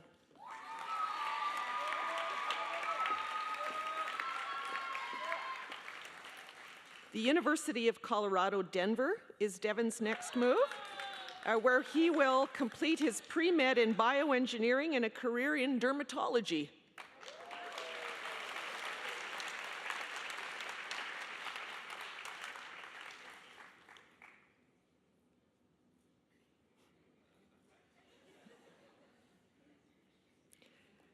Natalie Jacks.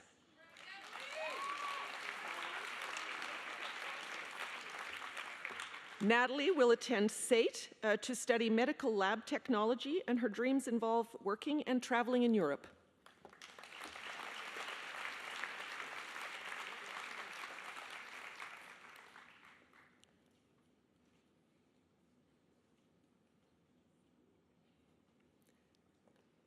Ethan Jensen.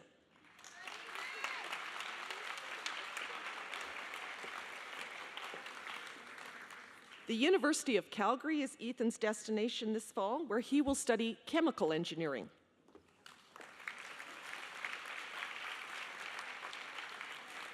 Hallie Jones.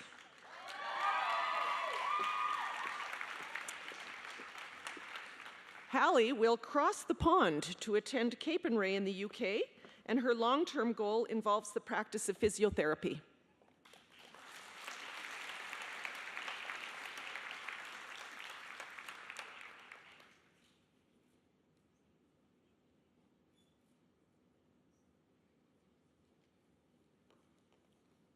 Carol Camel.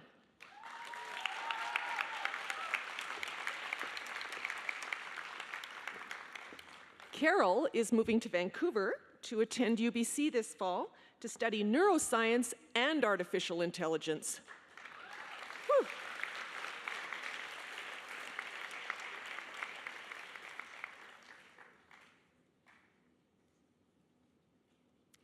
Jackson Kinneberg.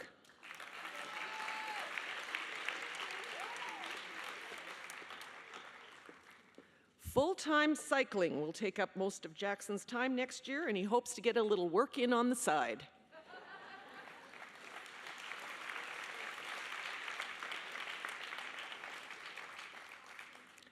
Pearl Luck.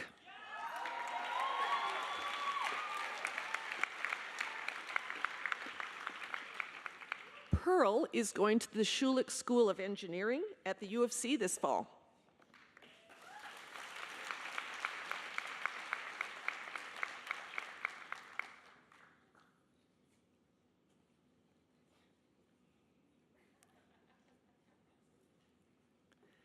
Selena Louie.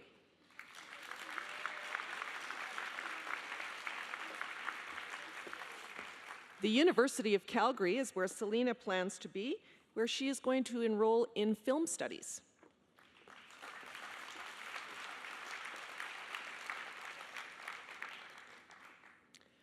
Joshua Lusignan.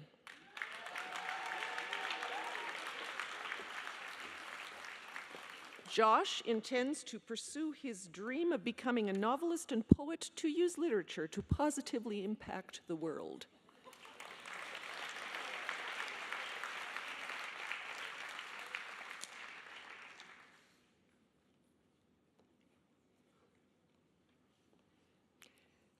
Anna Mandan.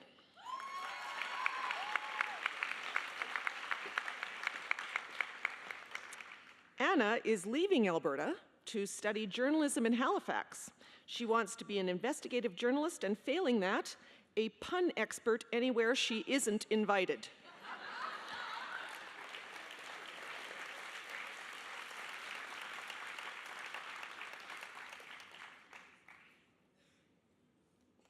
Jason McLean.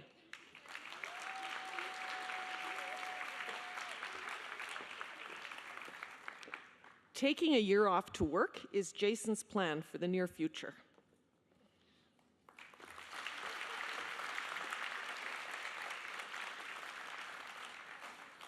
Jeriel Mejias Soto.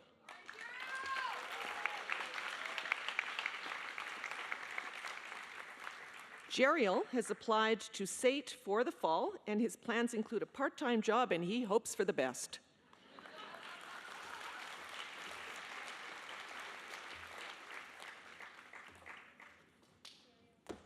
Satai Miller.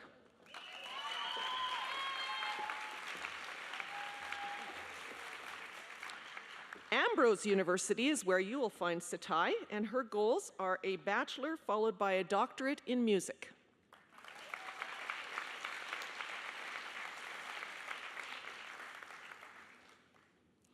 Janina Naval.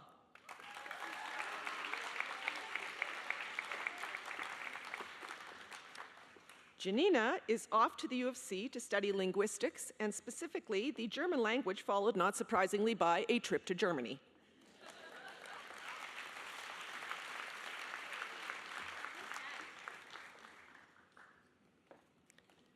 Nathan Nelson.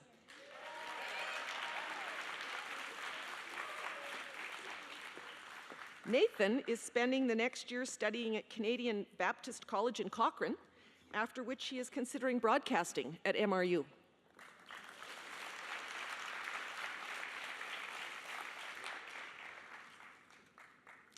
Caleb Oakey.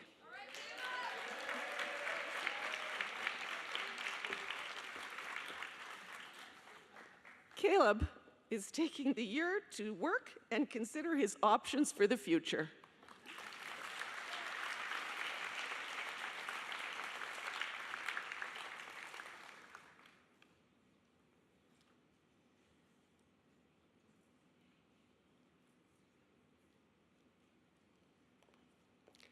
Josiah Olfert.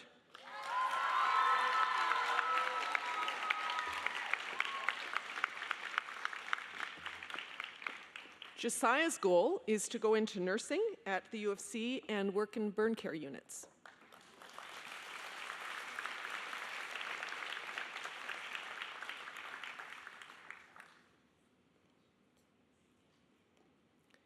Chidera Honora.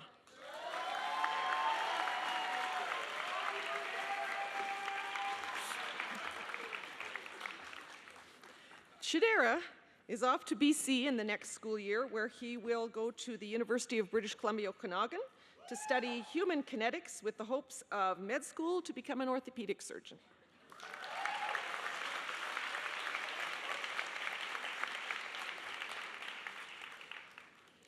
Ocean Rosenberg.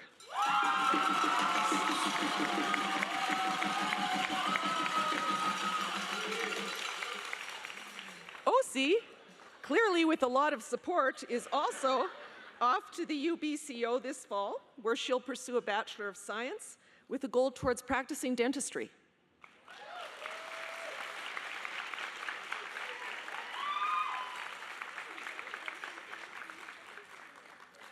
Jeremy Ruprecht.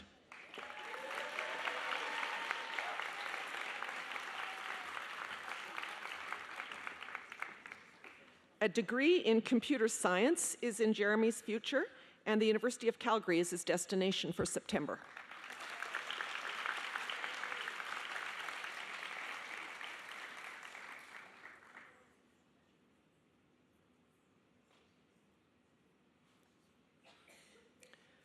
Joshua Schmidt.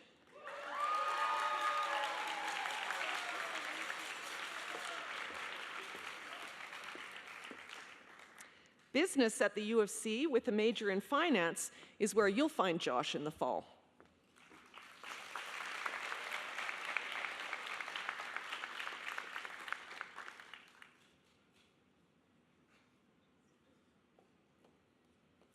Brandon Schneider.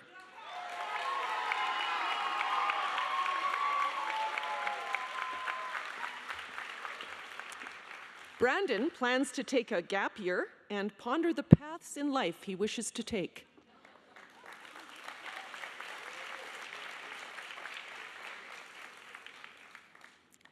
Bethany Schober.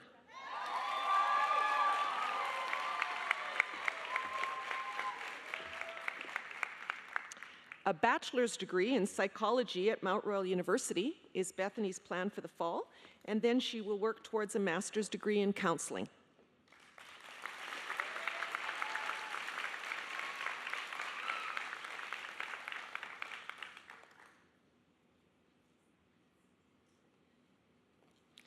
Gavin Thomas.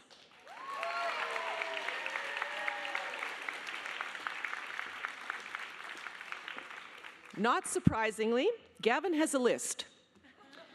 It is race bikes, attend the U of C in kinesiology, and work.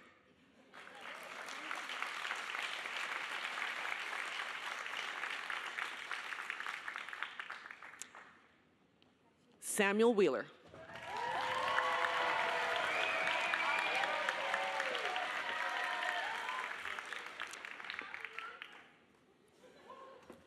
Happy birthday to Sam today.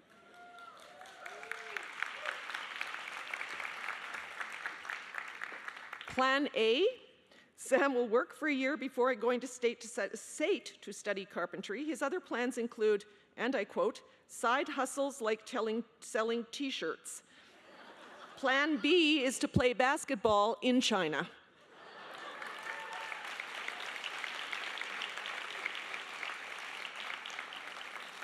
Joseph Winarski.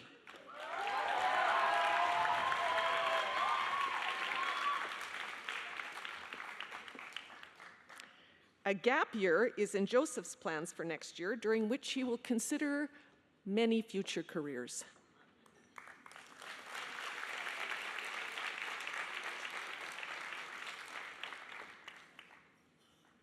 Jackson Withy.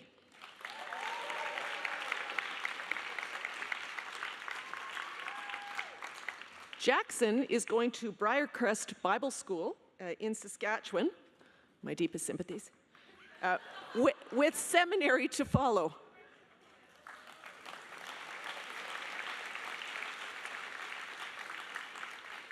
That one was for Miss Matiko. And last but certainly not least, Juliana Withy.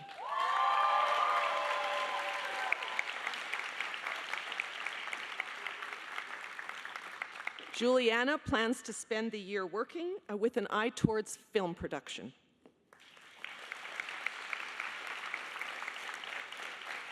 Congratulations, class of 2019.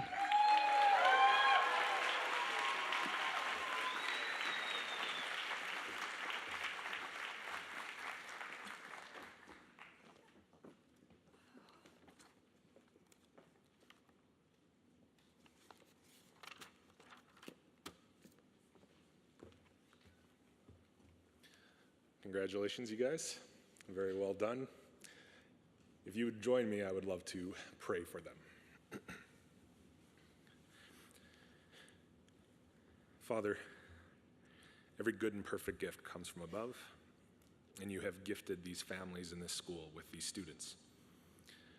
And now, as we have done our best and released them into your care and into this world to make a difference, young men and young women of God, we ask that you would fill them, that you would protect them, that you would guide and lead them, that you would do everything you promised to do in Scripture, that you would take them, shape them into men and women who love you, and as a result of their love for you, they love others, and they showcase who you are to this world, that they are the hands and feet of Jesus. And as has been said multiple times this morning, I ask that you would help them to find their it and then to do it with all of their heart and might. Protect them from trying to be someone else, trying to follow one of their heroes, make them the best version of them that you have created them to be. And then do great things through them and receive all the honor and glory that you are due. Be with them. Keep them safe. Bring them back to us to tell us the great things that you're doing in and through them. We thank you, we celebrate them, and we celebrate your love and your character in them. In Jesus' name, amen.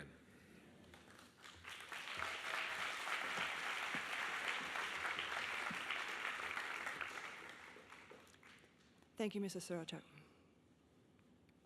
At this time, I'd like to make a few announcements. After the tassel transfer, and recessional, the students will gather back on the stage for a class photo. So they will exit the worship center, then immediately turn and come back here. No stopping for cookies, pictures of parents. And while they're getting organized for the photo, we invite you to get your cameras ready and capture your own special memories of the class. Please be sure to take a moment to sign the picture mats that are on display in the front foyer. So each student has a black and white picture, and you may sign on the mat, and that makes a wonderful keepsake for them. And there will be light refreshments when we're done. And so we're going to now have the graduates rise, and Andrea will lead you in the tassel transfer. So the tradition is we will move now the tassel from the right to the left side.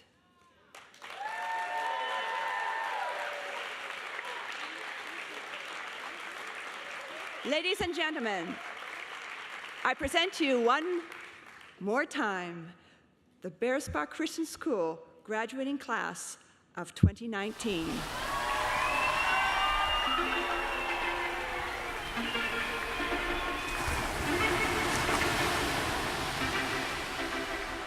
Homegrown alligator, see you later. Gotta hit the road, gotta hit the road. The sun ain't changed in the atmosphere, architecture unfamiliar. I could get used to this. Time flies by in the yellow and green. Stick around and you'll see what I mean. There's a mountain top that I'm dreaming of. If you need me, you know where I'll be. I'll be riding shotgun underneath the hot sun, feeling like a someone. I'll be riding shotgun underneath the hot sun, feeling like a someone. We're south of the equator, navigator. Gotta hit the road, gotta hit the road. Deep sea diving round the clock, bikini bottoms, lager tops. I could get used to this.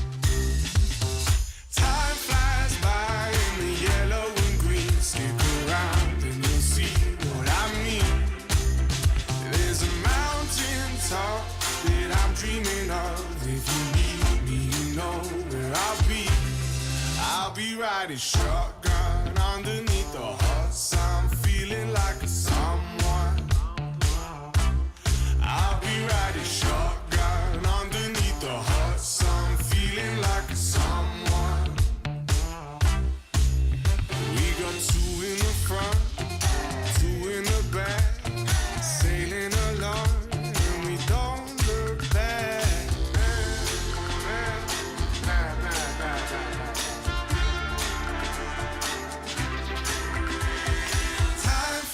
By in the yellow and green. Stick around and you'll see what I mean. There's a mountain top that I'm dreaming of. If you need me, you know where I'll be. I'll be riding shotgun underneath the hot sun, feeling like a someone. I'll be riding shotgun underneath the hot sun, feeling like a someone. I'll be riding shotgun underneath the hot sun, feeling like a someone. I'll be riding shotgun underneath the hot sun, feeling like a someone, a someone, a someone, a someone.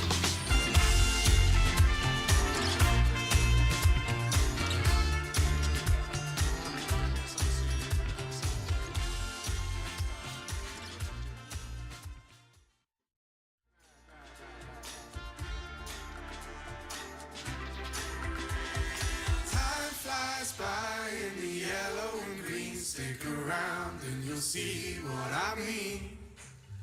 There's a mountain top that I'm dreaming of. If you need me, you know where I'll be. I'll be riding shotgun underneath the hot sun, feeling like a someone. I'll be riding shotgun underneath the hot sun, feeling like a someone. I'll be riding shotgun underneath the hot sun, feeling like a someone. I'll be riding shotgun underneath the hot sun, feeling like a someone, a someone, a someone, a someone.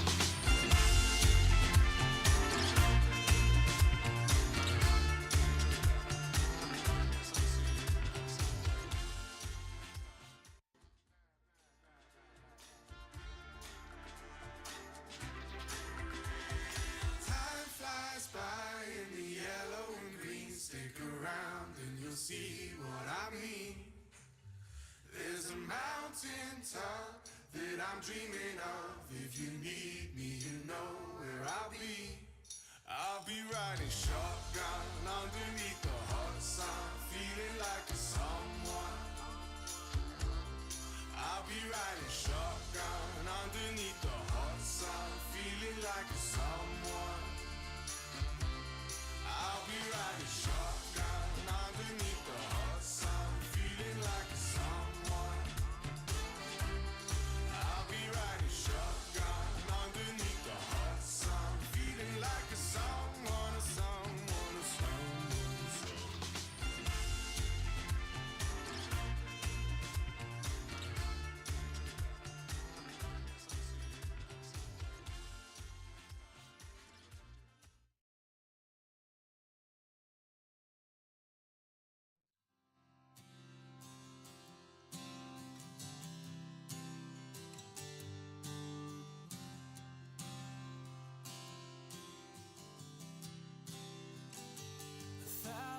Times I